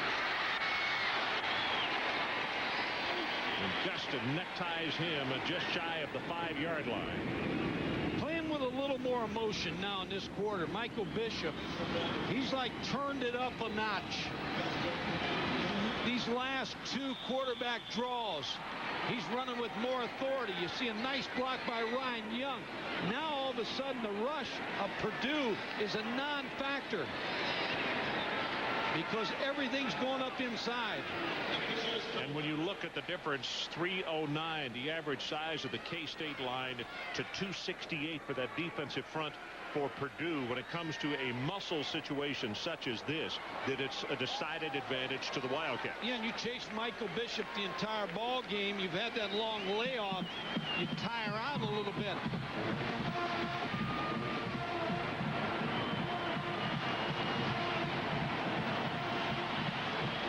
Michael Bishop on the sideline right now getting the play.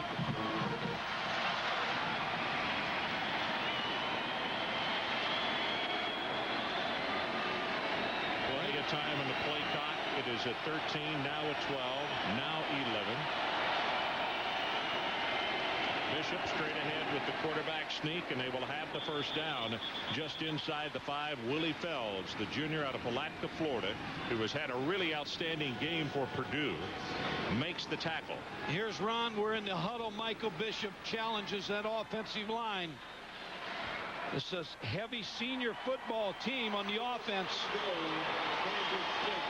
4 seniors on that offensive line. Now a timeout as the entire Purdue defense is walking toward the sideline, and it is the Boilermakers who call the timeout. We'll take it with them. 2:08 left in the ball game. Boilermakers by 3. Well, the hardware is on the sideline. No names have been engraved on there as yet. And folks wearing purple are thinking that they're going to yank victory from that gentleman you were just looking at. Purdue has been shockingly on top and in command of this football game until about the last 6 or 7 minutes. And you've seen a different Michael Bishop in that last period of time. Purdue led 27-13 with 4 seconds left in the third quarter. Hickson is tackled by O'Keefer. And it's a credit to Bill Snyder and his coaching staff. We talked about the lack of concentration. We expected him not to be at emotional level in this ball game, yet here they are with 1:45 left, a chance to win this football game or to take the lead. Second and goal. Hickson met in the backfield as they got penetration, and Willie Fells again. Bishop quickly gets away from the offense, runs to the sideline to get the play rather than take a signal. And a timeout has been called again by Purdue's defense with 1:27 left. We'll take it with them. Right back. 30-27 our score as fight songs are being played and pom-poms are being waved, and we got 1:27 left. Don't forget, Sports Center coming up next. Ron, what makes Kansas State dangerous here is the option with Michael Bishop carrying this football. So here they come to the line of scrimmage. It is third down for the Wildcats.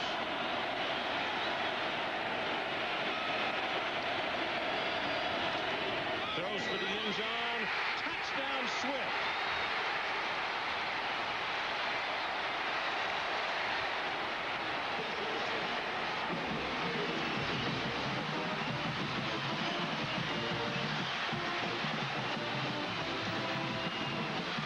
And there was a flag down. And Mike, this celebration, I think it's a personal foul on Purdue. I beg your pardon.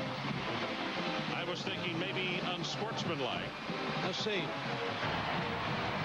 The touchdown is good on the play. After the play is over, we got a dead ball, personal foul on the defense. Wow. Half the distance on the PAT. What a nice call by Mark Mangino and Ron Hudson, and just a beautiful call to Justin Swift.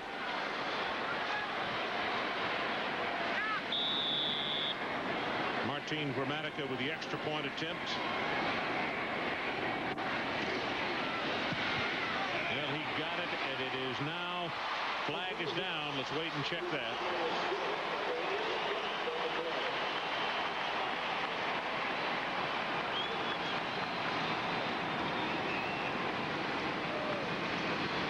Offsides, Purdue.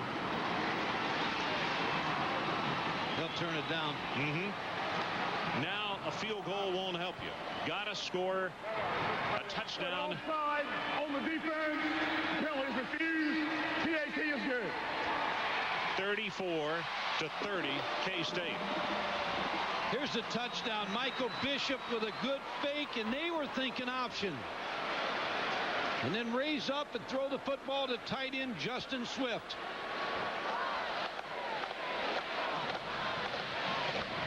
O'Keefer was in coverage, but just couldn't stay with Justin Swift. And Ron, kind of a bittersweet game for Bill Snyder. Again, he talked about being here, and he's losing two of his coaches, may lose a third coach in Fabris, the linebacker coach, to South Carolina. And Mark Mangino has an offer. He can't afford to lose Mark Mangino because he runs and heads up the whole recruiting for him. So Bill Snyder, after this ball game, has got to piece some coaches together, and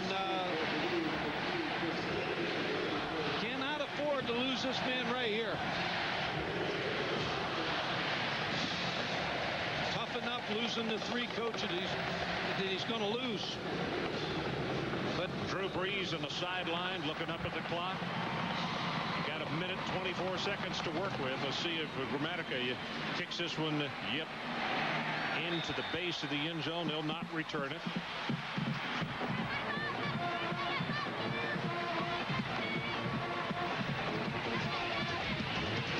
Coming up later tonight at ESPN, the Rainbow Classic continues from Honolulu. The Texas Longhorns taking on Princeton at 1 a.m. Eastern. That's immediately following SportsCenter right here on ESPN. go back to all the missed opportunities Purdue's had in this ball game. The drop passes. Cox deep over the middle. Yeah. And also, Bell on that interception when he dropped it in the wide open field. But they still have 1:24 left.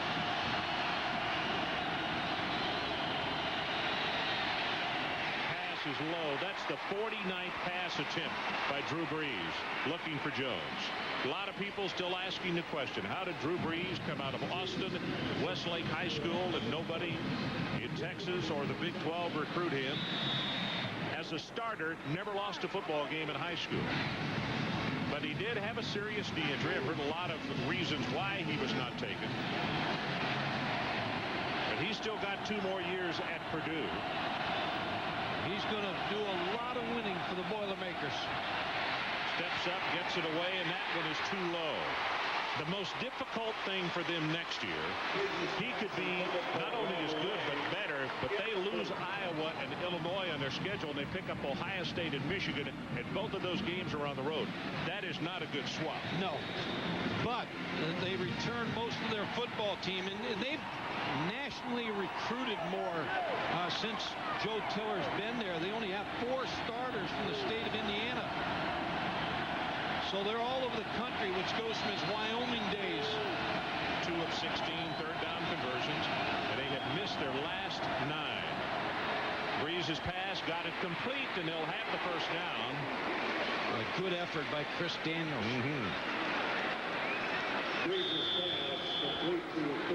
1:07 showing on the clock.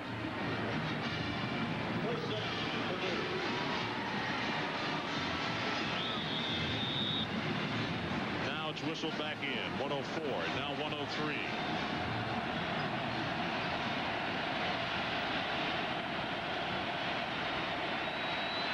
Gets this one complete. That's Randall Lane.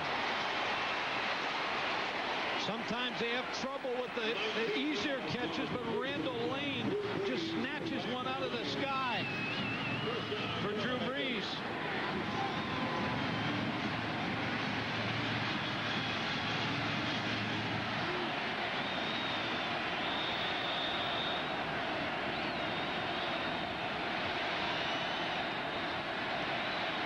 Brees. Oh my goodness, just beyond Chris Daniels, and a flag is down. Holding, I believe, is going to be the call On Lamar Chapman, number 1, because he kind of grabbed out. It looked like to slow the receiver down.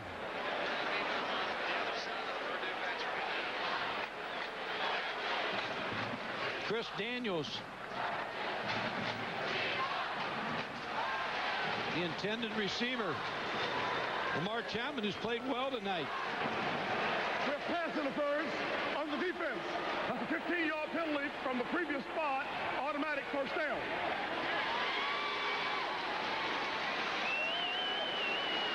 As we said, Chris Daniels, the receiver, and not much contact, but enough to get that flag.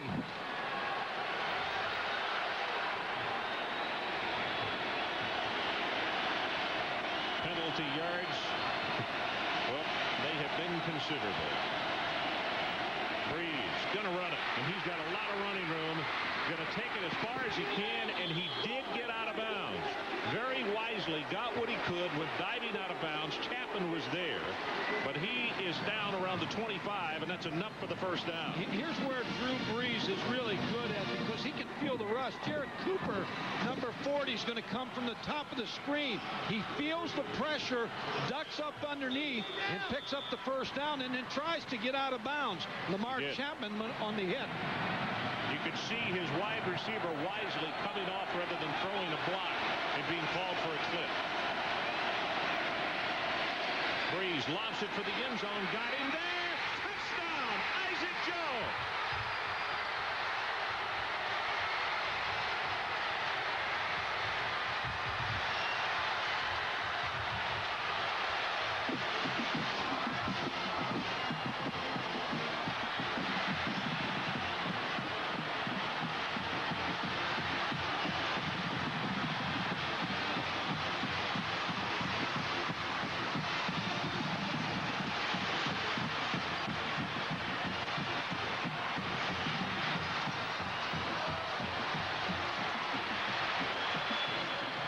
Can't throw the ball any better than that. Drew Brees stuck it right in there to Isaac Jones. What a drive for the Purdue Boilermakers.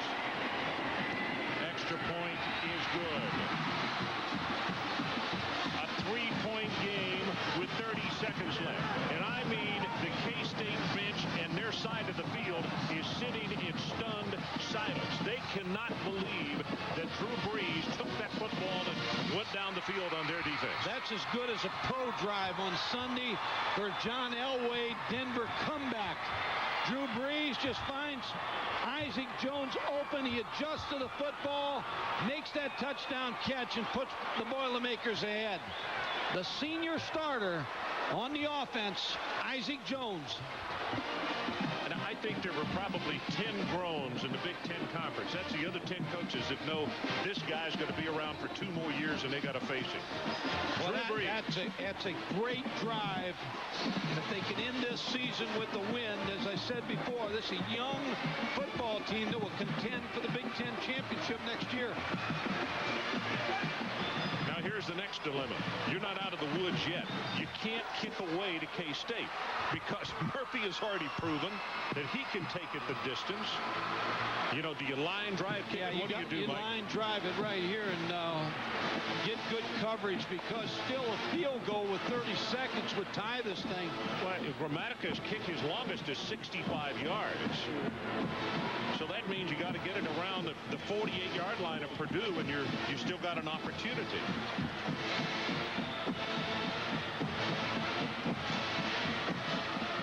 You see his numbers, and he is relacing that shoe. And there's the kick on the ground, and it's bobbled for a moment.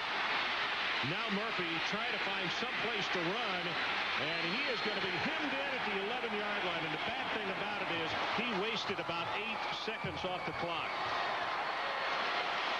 Oh, a nice job there on the kick. A little knuckleball. Willie Fells playing special teams as well. For all the wonderful things that happened offensively on the drive, defensively, Fells, Roosevelt, Colvin, O'Keefer, Wakori. Can't forget Gus. Nugent, 2 interceptions. Nugent scored a touchdown. Destin had 2 interceptions in the ballgame. This defense. Brees has played very well at the linebacker spot. Yep. Brees doesn't want to look on the sideline.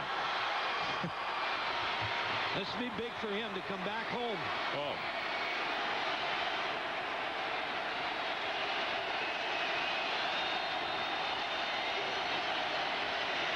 Bishop back in the end zone, rolling it. Flag has come down way behind the play. And that runs the clock down to 16 seconds. There's got to be a hold. Way back at the 5-yard line, this marker was thrown. You can see Colvin pointing, say, yeah, let's take it back. So does O'Keefer. I believe they were holding O'Keefer. I think Colvin is as good a defensive end as we've seen the entire year. What do you think? He's a good player. Here's the hold right here, a tackle on O'Keefer, and that'll take him all the way back to the Alamo here. Thomas Barnett, the freshman walk-on.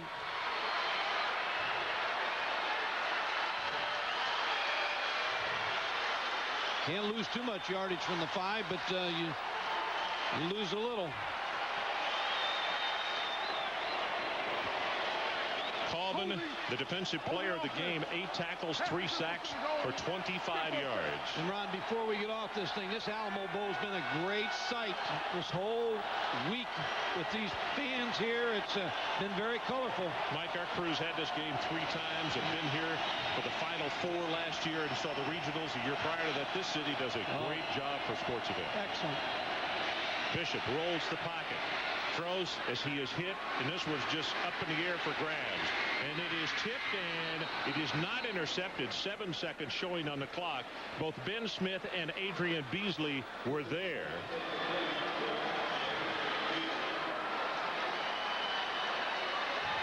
Don't forget, SportsCenter is coming up next. Right now, it's going to take a miracle for K-State to pull this thing out. And, Mike, the only thing I can liken this situation for K-State to is Arkansas, who had the opportunity up at Tennessee to come away with the biggest upset of the year. They lost that football game, and then the next week they lost again. It's like they couldn't retrieve it. And K-State, much a similar situation as far as they thought they had it regrouped, and they're going to wind up losing to this young Purdue football team, it would appear right now. Takes a lot out of you, Ron. You lose that goal, and plus add to it Purdue, a team that just frustrates you along with the ball game that they lost. Drew Brees has had an outstanding ball game. Joe Tiller, his staff, congratulations to them. To Bill Snyder, I don't know of any coaching staff that's done as good a job in the last 10 years. Well, here's that schedule we were talking about for Purdue. They keep Notre Dame. They got Central Florida, Central Michigan, Northwestern, at Michigan, at Ohio State, and back-to-back weekends. Those are the 2 games they pick up, losing Iowa and Illinois. Then they get Michigan State, Penn State at home, and you can see at Minnesota, the Wisconsin, then open and close it out with Indiana.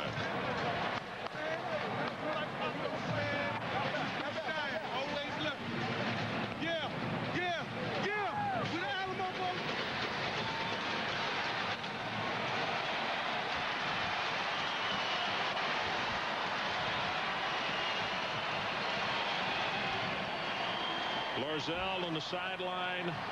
All the Purdue players asking their backers to stand up and to lend support. The secondary has dropped off 38 and 40 yards downfield just to make sure that no home run ball is thrown on them on what should be the final play of this ball game.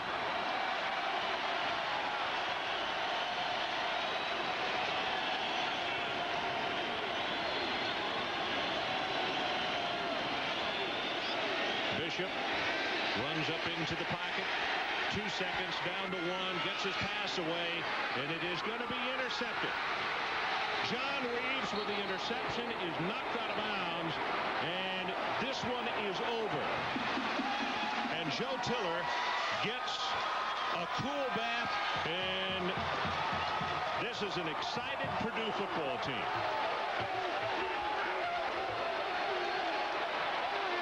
Again, Ron, you got to credit Purdue. They came to play, and they played, and they made that drive that won the football game. And hats off to both these coaching staffs. They've had great years. So Drew Brees to Isaac Jones, and that was the difference maker as Purdue, a big underdog by over 2 touchdowns in this ball game, comes up with the upset, 37-34. Coming up next, SportsCenter with Carl Ravitch and Dan Patrick. And don't forget, Bowl Week continues tomorrow night. It's Arizona meeting Nebraska in the Culligan Holiday Bowl. For Mike Godfrey, Adrian Karsten, and our entire ESPN crew, I'm Ron Franklin. This has been a presentation of ESPN. ESPN, the worldwide leader in sports. Congratulations to the Purdue Boilermakers, champions of the 1998 Builder Square